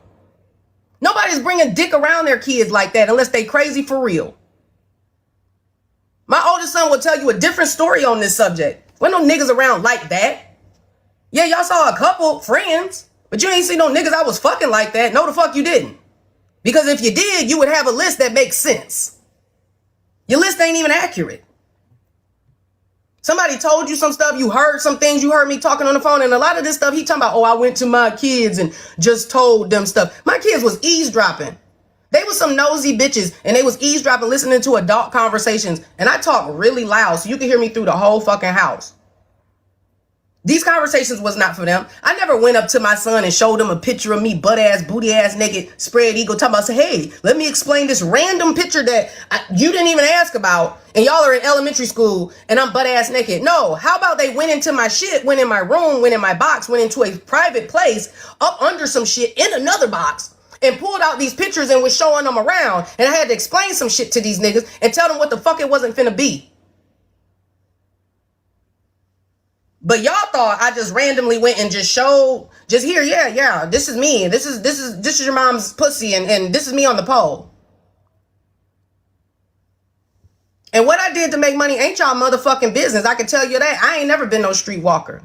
And that's all y'all need to motherfucking know. What I did out here to take care of my kids and put in their mouth and put on their asses and put in their education, that's my business. I did what the fuck I was supposed to do, how I was supposed to do it, with no motherfucking help after I got divorced. The fuck y'all mean? But y'all walked in my shoes so much, I guess y'all know so much about me that y'all are reposting this shit, stitching this shit, and making all these comments about me, talking about something. Well, this is how a child is broke. Yeah, I birthed these niggas broken, motherfucker. They came. Ain't it strange that she tried to say that most of this shit never happened, but then when it comes to the stuff that her son's supposed to have heard, she say, "Oh, well, he overheard it." Well, if it never happened, then how can he overhear what never happened? What you say never happened. Out hating bitches, both of them. I don't know how I birthed that. I don't even know how that became. I went through it, men, my fucking family. I gotta do shit with my sons. The niggas that I will literally die for, the niggas that you can call me right now and I'm finna show up, I'm gonna pay for it, I'm gonna take care of it. What do you need? The bitch who sends her kids groceries, the bitch who is there when they're sick. I fly out, spend my last money, and all they do every time they see me is disrespect me because they think I deserve it for shit that happened when they were fucking children. My son didn't have to do what he did in 2022. He could have came and stuck to the script, but he wanted to put my daughter against me. He wanted to lie on me. He wanted to fuck up the household and act like he was running shit when he didn't run a motherfucking thing but his mouth. And so he got put out in the police call. Yet he's on videos talking about some, yeah, I was in my mama's house smoking and I told that bitch, shut the fuck up. I'm gonna smoke. My mama ain't gonna never do shit to me. I can put my hands on her and she ain't finna call the police. Nigga, the police have been called on you twice. And the police told you to get the fuck on because they knew you was on this fuck ass bullshit that your generation is on. That's what they knew. I didn't get arrested. Didn't no charges get placed on me, but they sure said they was going to arrest you. And you know this. And the shit you talking about with this situation where y'all stayed with me and y'all wasn't even working like that, bruh. The reason why I went off on y'all was supposed to be up looking for a job. You forgot that y'all lost the job and quit the job that you had. Your brother was supposed to be up doing some shit at 6 o'clock in the morning and he wasn't. And so I didn't drop no motherfucking mirror on him. I accidentally broke the mirror. What I broke for real was his computer. I never actually hit the boy with no axe or no axe handle. I hit his computer. My son tried to break my dog's neck. And then this dumb nigga, my middle child, tried to gang up on me. And so I put them the fuck out. And I never went and told anybody that they hit me or put their hands on me in a way where they punched me or some shit. I said these niggas put their hands on me because they grabbed me and pushed me to the ground. And yes, I did call my fucking niggas and tell them what these niggas did so they can get these niggas straight. You know what these niggas did? They went deal just like he doing now, like some hoes and some bitches, and went and told a whole bunch of lies and a whole bunch of truth to everybody we know, trying to make everybody dislike me, just like this nigga is doing today. He wants y'all to dislike me. So you thought that you was gonna go out and tell some other men and that they was gonna come over there and beat your sons up while they kids? I'm confused. What was supposed to be the outcome of that? That part I don't understand. So he can feel valid about his pain and his fucking issues with women when it ain't no fucking thing that I particularly did. I tried to love the child that hated me. I was there for the child that fucking despised me. I gave this child everything I possibly could, from hugs to kisses to love, support to belief in him. I can't even believe this nigga's doing this after all this shit. All the before and after school shit that we had to do in the training and the fucking tool, all of the testing and all the stuff that we did. And this is where we're at. This is where we're at with this. So everybody can miss me with what y'all think about me, what's going on. This ain't even a normal situation. My therapist just told me she ain't never even seen no shit like this before. She's looking at my whole story and everything I've gone through and all the shit that I've went through with my kids. My kids have destroyed businesses for me. My kids have destroyed opportunities for me. My kids have tried to, from the beginning, put me against or anybody against me that they possibly could. And I never have understood why. And all I've done as a dumbass victim of trauma and all my own abuse is run to my abusers and say, please love me, kids. Nobody else loves me. Please fucking love me. And I'm overdoing that. I'm not that bitch no more. I don't need people to love me who don't fucking love me. My children do not love me.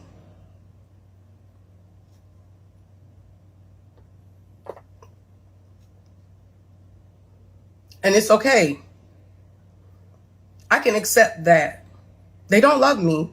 And I don't think they ever have. And it's okay. Because they don't deserve a lack of love because I didn't get love from my family and my children or my children's fathers or their families. I didn't get support. I didn't get love. I didn't get what a child and a little girl is supposed to get. I've been taking care of adults and other people's kids since I was 5 years old. I have been emancipated since I was 16. I have been paying my own bills since I was 14 years old.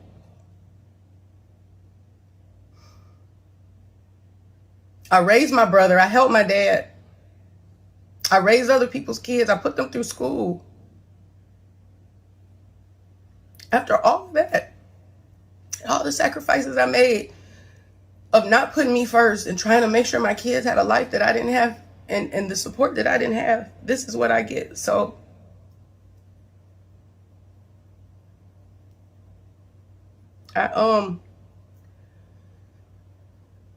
okay, this is what I get. I'm sorry, son. I am deeply fucking sorry for everything that you've had to go through with being my child. I'm sorry to all my kids. I'm sorry to everybody who's had to deal with me and my issues and my mental traumas and all the stuff that comes with being me. I wish things were better. I wish we could have a better relationship. I wish that we could be closer. I wish we could let the past go.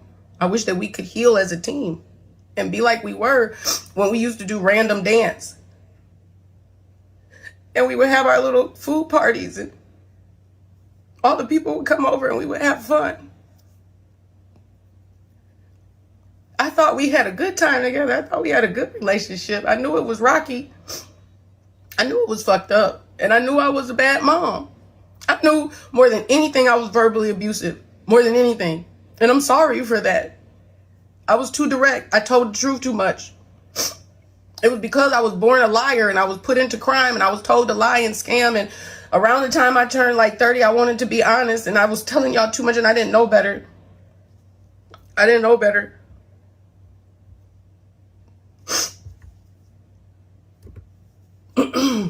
Wait, hold on. Wait a minute. She all over the place. At first she said that he conflated and told a lot of lies. Then she said, well, the stuff that he heard, he overheard it because he was ear hustling. Then now is, I mean, what should we believe? Which one should we believe?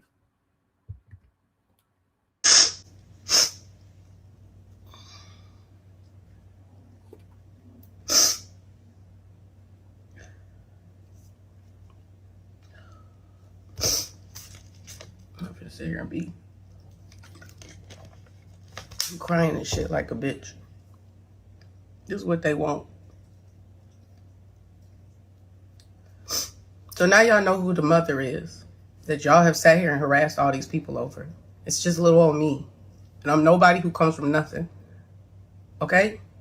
Not nobody special at all. And I birthed the worst children in the world, apparently, who absolutely hate me. And most of this is my fault because I should not have had children and brought them into a situation. And I wish I would have knew better. I had a choice of having kids at that time and somebody didn't make me have their child. I wish I knew better. Because they don't deserve to live like this. They don't deserve to be in this situation where this is how miserable they are and they got to sit on the social media because of what their mom and dad didn't do or did. I'm fucking sorry. I can't do this any longer. I can't remember everything he said to address everything. I done got too emotional now, and I'm trying my best not to cry, and I don't want to look like I'm looking for clout or whatever, or chasing some type of fucking views. I set the record straight. These people that got put under the bus didn't deserve to be put under the bus. I'm sorry to every last one of you who my children have affected over these years. Some of y'all have dealt with this before. Some of y'all, this is new to y'all. But this stuff is not true. The stuff that is true is really sad, and I wish he would be brave enough to tell his true truth. But I guess it's easier just to tell a story. The boy's creative as fuck. He should be a creative writer. He should have took this and did some Tyler Perry shit. Y'all would have ate this up. Y'all would have ate this the fuck up. Like, he's got a gift for taking one thing that's true and turning it into something totally not true. And it's drama filled enough where you guys are hanging on every fucking inch. Like, people are trying to tune in and see when he posts his next. Like, he's eating this shit up. He's eating this shit up.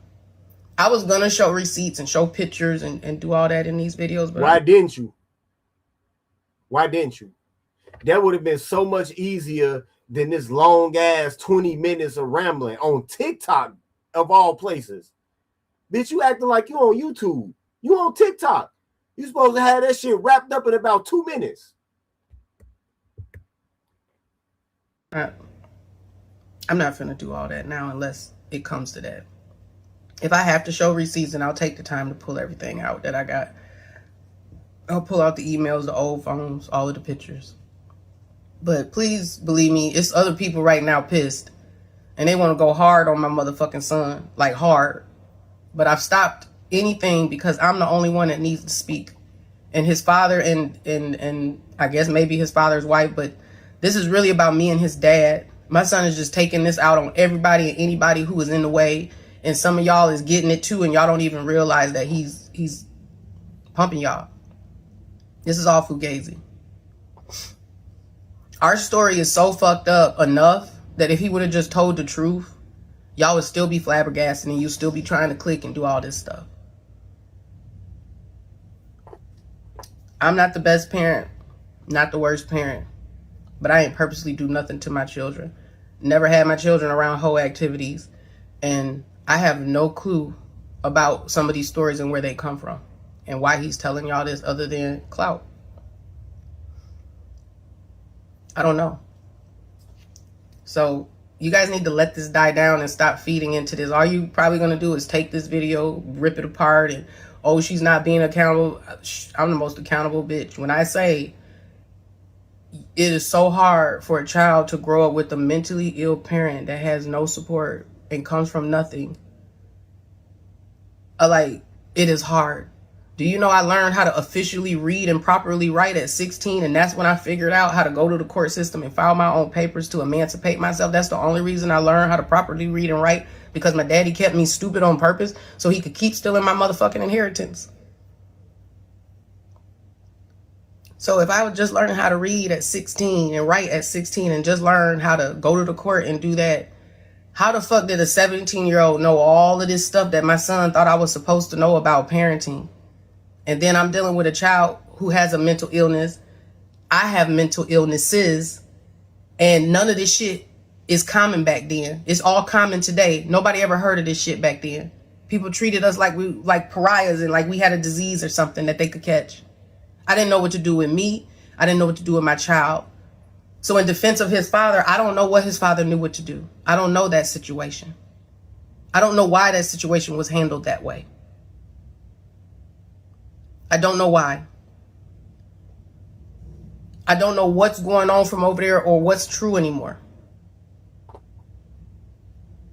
What I know is I woke up today and I'm going viral and hundreds of thousands of people are looking for me. Y'all are actually sending threats to ride at dawn for what? Do you know life has whooped my ass? My family beat the shit out of me before I even got grown. The spirit was broke. I had to rebuild that back up. Now I got to rebuild myself back up again. All for children that I try to give everything to. But it is my fault because I didn't love myself. I told y'all that several times. I was a people pleaser. I wanted to be loved, so I went above and beyond for everybody in my life. And I tell you this, every last person I've said no to, I say I don't want to do it no more, they have all left me and they don't fuck with me. They've all turned their backs on me.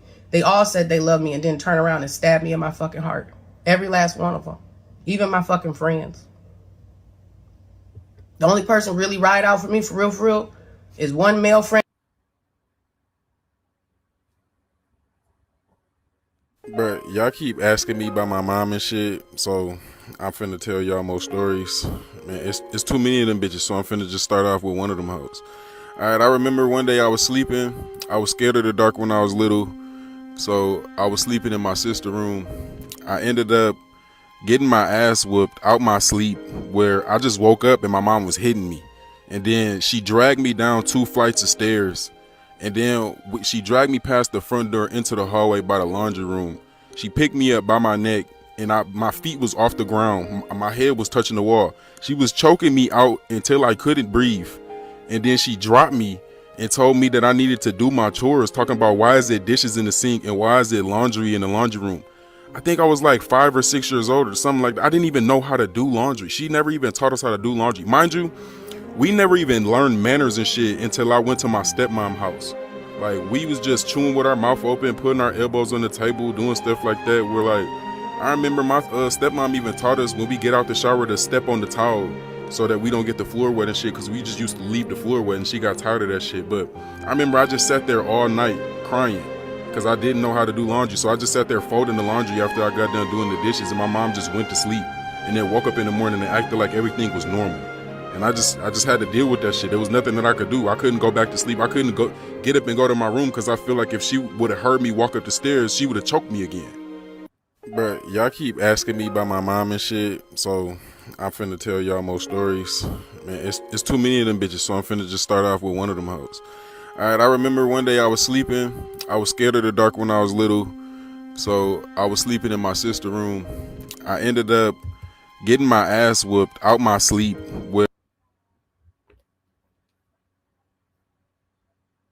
Before we went on vacation, this is the first and only vacation that we ever had. We went to Tybee Island and shit like that. My stepdad had came, but right before my stepdad came, we cleaned the house top to bottom. We was scrubbing the baseboards and everything. My stepdad came in the house and a leaf flew in the house. On the whatever that shit is called in front of it's like tiles and shit in front of the front door, in front of the stairs that go up to the second floor and shit. She come down the stairs, she said, I know y'all ain't cleaned this fucking house because what the fuck is this shit doing on the floor? I told y'all need to sweep and mop and everything. But the only reason why that shit came in is because it was like stuck to his foot or some shit like that. And she lined us up, made us pull our pants down and whooped the fuck out of all of us until she broke her thumb. How you know how hard you gotta be hitting kids to break your thumb? She was hit. I remember she was hitting us with a studded belt. You remember them white studded belts, the ones that got the little diamonds on me, the little metal studs on them and shit like that. It had metal silver studs on a white belt. I remember the details because she beat the fuck out of us with this shit.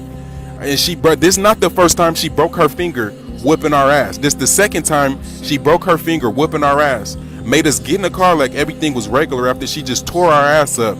And then drove us to Tybee Island and gave us PF chains like it was a fucking reward or something for cleaning the house, or for I don't know what the fuck she did that shit for. But I remember right after that, I don't know why she did the shit, but when Christmas came around, she got us gift baskets and told us we wasn't doing Christmas no more. And then we went to our fake granny house and shit like that. These people that she fuck with are my stepdad people, and we had to sit there and watch them open real Christmas gifts. None of them rich ass motherfuckers, they live in a big ass house, and all of them come from military and shit like that, where none of them got us presents because it was 3 of us.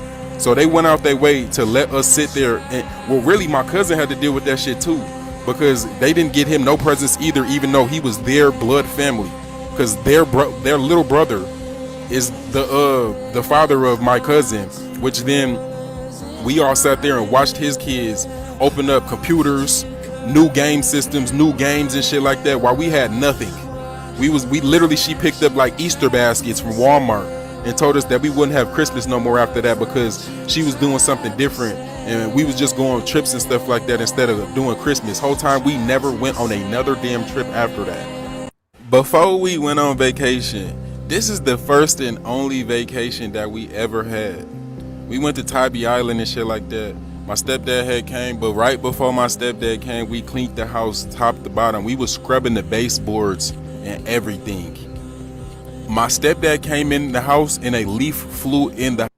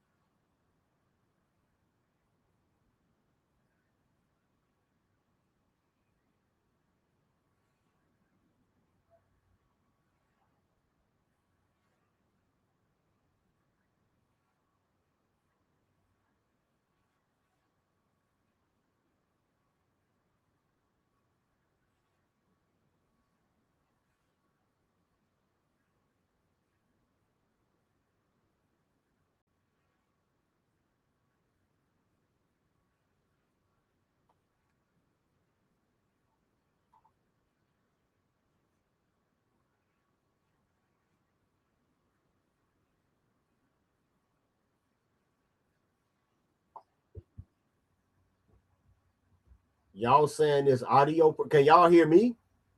Y'all can hear me, right? What the fuck? All right, hold on.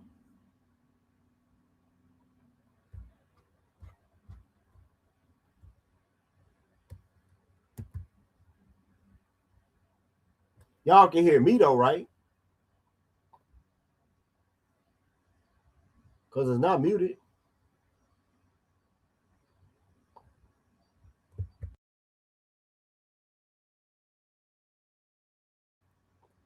All right, let me reshare this tab. Some of y'all saying I'm muted, some of y'all not saying. I don't see what's going on.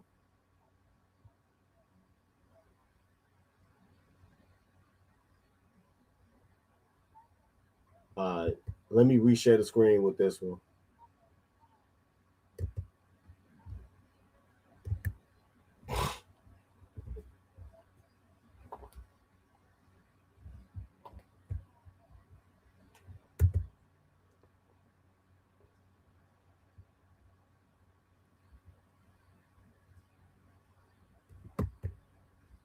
I remember I had to.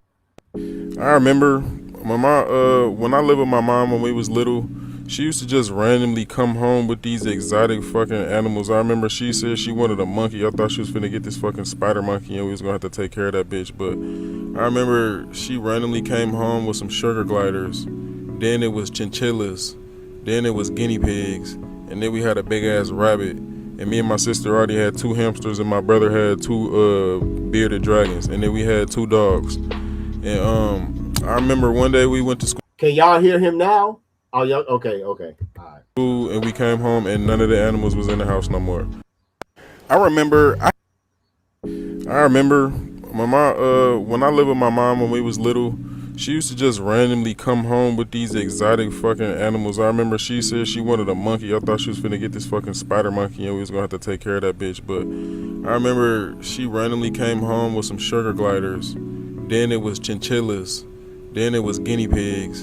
And then we had a big ass rabbit. And me and my sister already had 2 hamsters and my brother had 2 bearded dragons. And then we had 2 dogs. And I remember one day we went to school and we came home and none of the animals was in the house no more.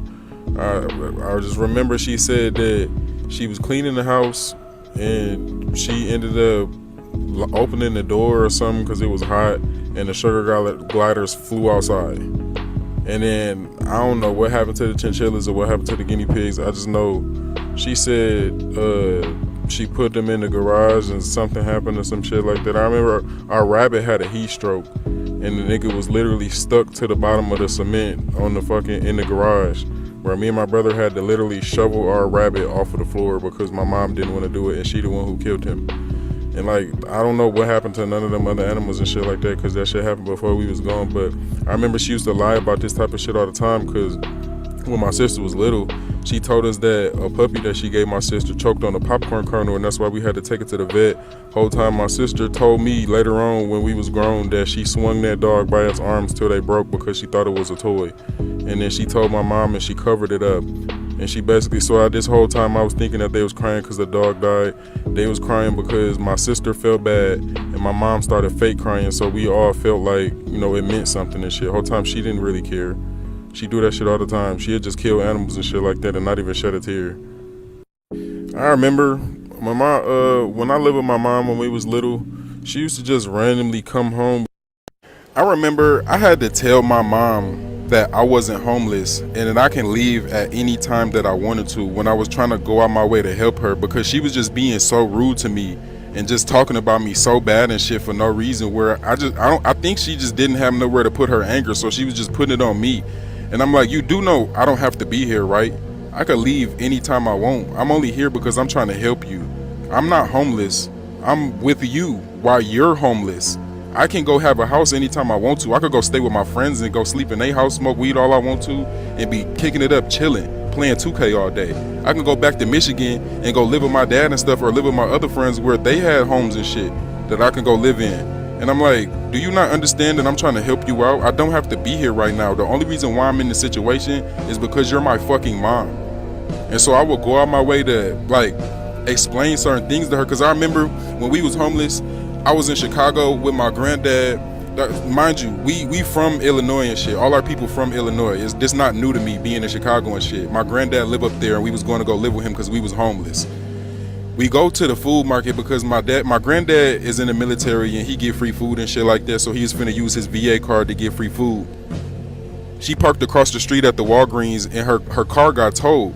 And it triggered something in my mind and shit like that, because I don't like when my shit get taken. And I was like, this is my situation and shit. This is the car we're using, so this is my car basically. So when we got on the bus, we ended up getting on the train and shit like that to pull up to the tow place, and I got pissed off. So as soon as the gate opened and shit, because they still at the window talking to the tow people. As soon as the gate opened, I slide between the gate. I told my mom, throw the key over the gate and shit like that. She talking about what you talking about. I said, throw the key over the gate. She threw the key over the gate and shit like that. I got in her car and I pulled the car to the front and I told them, open this gate so I could get the fuck up out of here. They pulled the tow truck to the front and they told me they wasn't moving and shit. I said, move this shit before I run this car through this gate. I'm not playing with you. And nigga, I could die right now if I'm lying. She told me to get out the car, park the car, and that she was gonna have my granddad get the money because he was the reason why the car got towed. Whole time she was the reason the car got towed, because she didn't have to listen to him in the first place. Me and my granddad could have just rode the bus. Everything in Chicago is close as fuck. We was living in Beverly at the time. I could have just went with my granddad and shit like that and got the food that he wanted with his VA card, but we had to get back on the bus and then get back on the train, go to a pawn shop and pawn his TV and other things so that we can get enough money to get her car out, because it was like $340 or some shit that she didn't have because we was homeless. So he go get the money and stuff like that. We come back, she's still sitting there. We end up getting her car out and shit like that. And then she make it seem like everything is cool, but then she go off on my granddad about losing her car and shit. Whole time it was her fucking fault.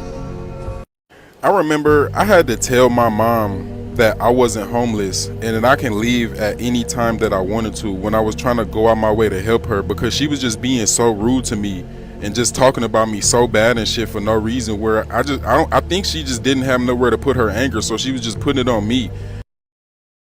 Since it's damn near a million motherfuckers on the fucking video now.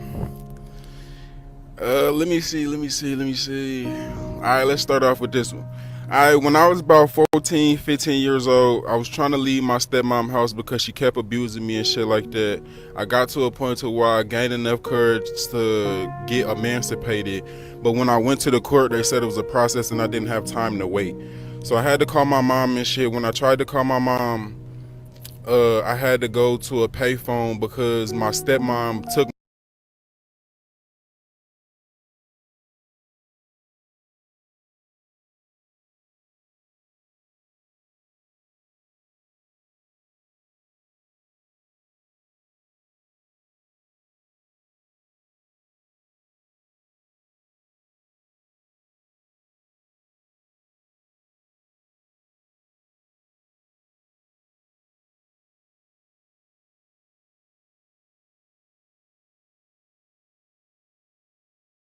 my phone. She would go through my room and shit like that and take my things.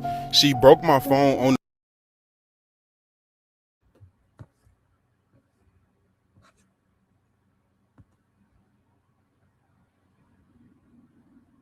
Yeah, I've been telling y'all that for years too. AC says just to pay the check and don't try to see the kids when they get older, then you guys can talk. I know he said I don't know what I would do in that situation. I've been telling y'all for years, just drop off the envelope. Now y'all know the same thing. Just drop the envelope off. Just drop the envelope off. The driveway, and she left it there on the cement where I could see my phone smashed, and I couldn't use it no more because it looked like she like smashed it then stomped on it or something with her fat ass. But I remember I gathered all my stuff into my suitcase and I put it under a tree that was in the neighbor house. It was literally in the neighbor's yard.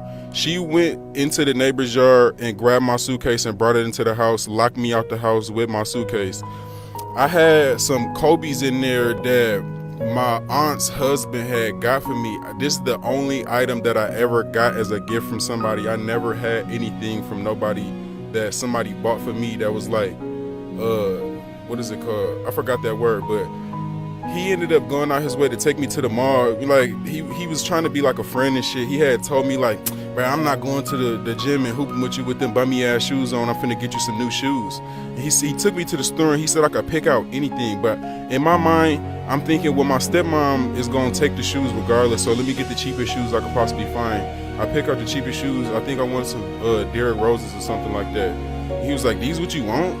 He was like, man, nah. And he took me towards the Kobe's and shit. He was like, what size you wear? Picked out the newest Kobe's that they had and got them from me and shit. I only got the hoop in them like 3 times. But she threw them bitches in the trash and shit. And the reason why I knew not to get no expensive shoes is because I remember my uncle, her little brother, he went to the mall and he went and bought himself some shoes. And he was like, Rob, you want some shoes? I was like, yeah, but you know, your sister be tripping and shit. I remember he called her. She literally told him over the phone that if he buy me some shoes that she's gonna throw them away. So, and then he said, fuck her, I'm gonna get them anyway. You could just keep the shoes at my house. But I was like, no, cause she gonna end up finding them and then she gonna throw them away. And I don't feel like, you know, I don't want you to get into it with her about these damn shoes. Cause he was going out, that was like my brother. Like, that's like my older brother, I swear. To this day, Dustin is still like my older brother. But I go out my way to, you know, get my stuff together and shit. She took my stuff. I go to the Meijer to call my mom on the payphone and shit so she could wire me some money because I knew I needed to get on the train to do certain things. Because when I walked all the way from the east side, it was about an hour walk to the north side, and tried to stay at my granny house because I had to walk to the courthouse and it was all. But he got to be talking about in Atlanta, because from the east side in Chicago to the north side is way more than an hour, big dog. So he got to be talking about like Atlanta. He couldn't be talking about Chicago. In the same area. She then told me that I couldn't stay with her because she had bingo and she wasn't finna have nobody at her house while she wasn't at the house. And I already told her the situation and stuff like that. She said, you just gotta talk it out with your dad. So I'm like, this bitch stupid. She don't know what the fuck she talking about because she don't understand the dynamic. So I'm gonna have to leave. I, at 15 years old, got on the public Kalamazoo train, rode that bitch to Chicago. Oh, he talking about in Michigan, in Kalamazoo, Michigan. Okay, yeah, he got to be talking about a way smaller town because shit, walking from the east side to the north side in Chicago will take you like 4 or 5 hours walking. For real. Got on a Greyhound by myself with nothing, just a backpack. Rode all the way to Virginia. And my mom had some random ass funky ass nigga come pick me up and bring me all the way to Atlanta. And that's the only reason why I was with my mom in the first place. Alright, since it's damn near. Wow, man.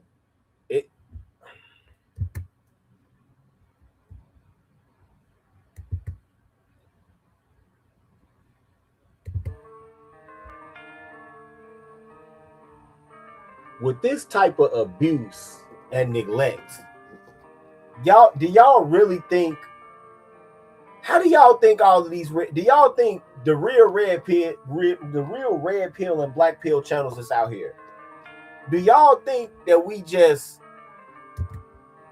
get sustained by Niggas is just mad at women. No. I told y'all. This is the future of our constituency right here. Think about this. In one generation, we went from guys that were disgruntled about dating, about a marriage that they've been in. We went from in one generation from that to people who genuinely hate their fucking mother.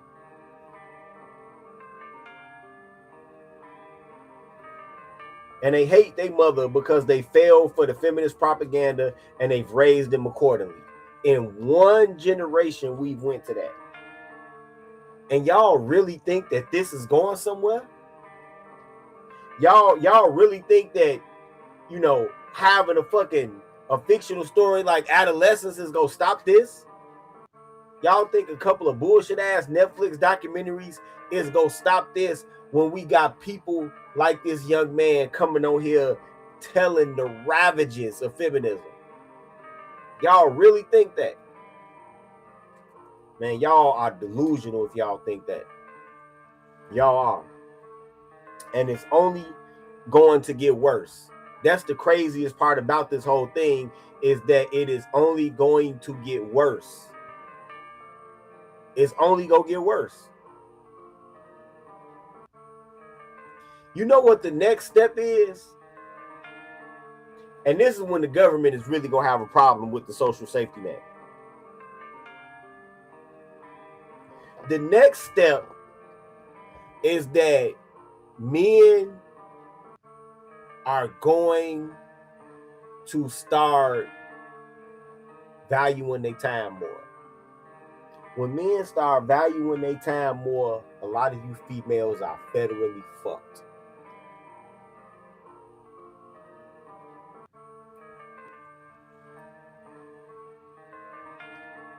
No, Cortez Smith, the reason I say a whole generation is because think about the time that elapsed from like 2017 all the way to now. That's just about a generation. I remember when we first, you know, in Manosphere 1.0, for people to come on and have a testimony like this, you know what happened? You would get flagged down in 4 seconds flat. Bam, gone. You would get flagged down in 4 seconds flat. I remember when some guys in the Manosphere would make videos or stories about abuse they suffered at the hands of their mother. And them birds would come flag them videos down so fucking fast. They would get flagged down faster than any other kind of video. I bullshit you not. Quickly, expeditiously flagged. Right?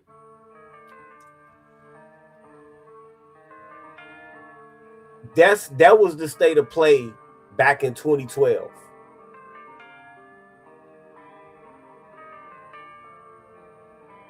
Yeah, right about that, Stephen.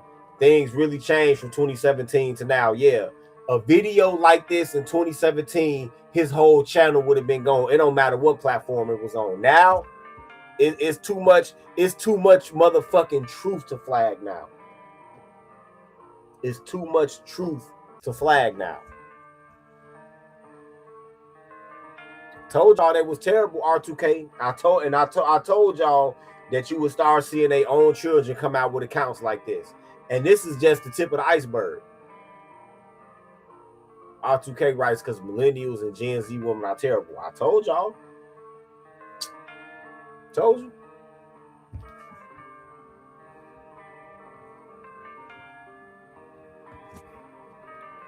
King God, well, you got to understand something. A lot of times these divorce lawyers instruct them to do shit like that. They call that the silver bullet. Kangawa says CPS asked him if his brother ever violated his own daughter. That's the silver bullet.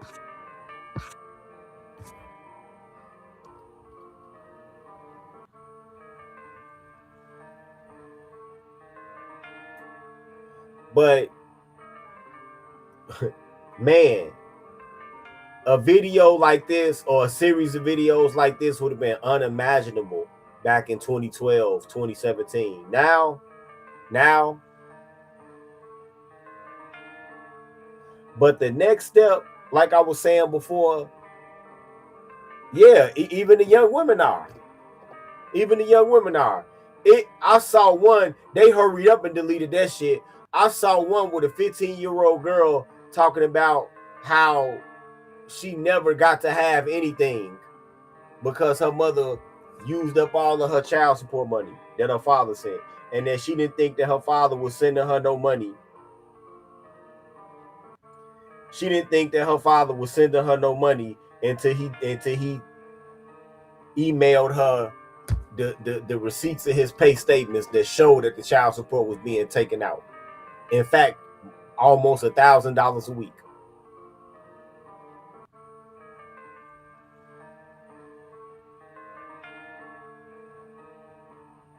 Right?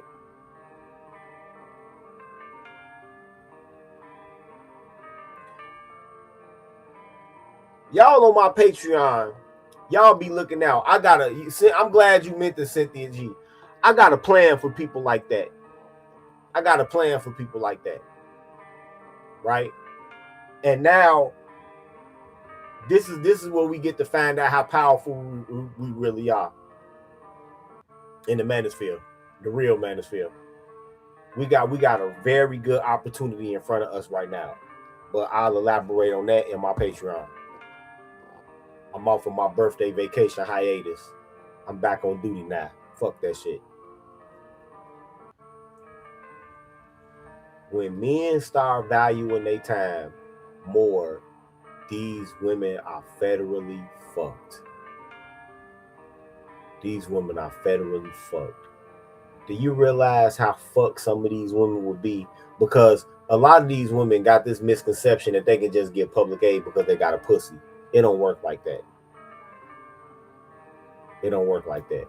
Some of these women is being told, well, ma'am, we know you have a pussy, but you don't have any kids and you make too much at your bullshit job to qualify for public aid, so no. So a lot of them are supplementing their income by dealing with men. And once these niggas realize how big of a, not only the waste of money, but the waste of time, a lot of y'all are done. Especially if men, you know how y'all be talking about, I gave you the best years of my life and all of that shit. When these men start saying, hey, you know what? No, I can already tell she not a wife. I'm not finna, spend all this time and money to be in a situationship, to live in confusion. No, fuck that. I'm good.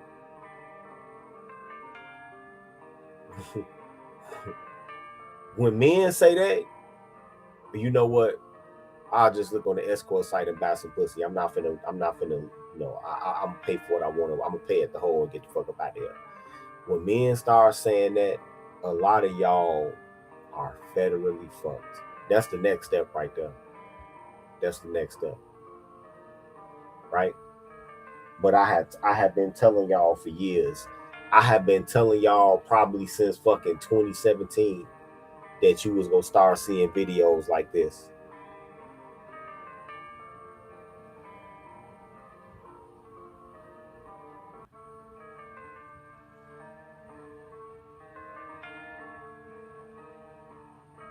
I told y'all that y'all will start seeing videos like this. A lot of these women go get killed by their kids. She just lucky. In the Bible it say don't provoke your children to anger. She just lucky. A lot of these motherfuckers gonna start killing their kids.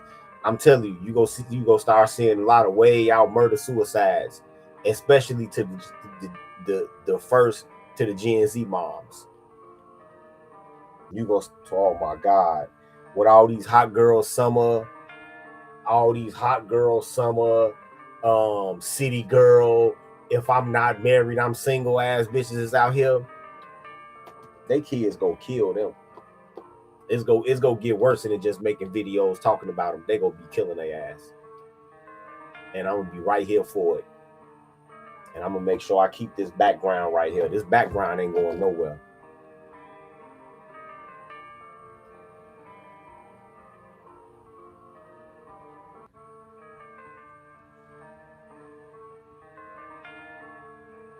This background ain't going nowhere. All right, man. I'm finna go get up out of here. It's been a Black Pill PSA. Peace.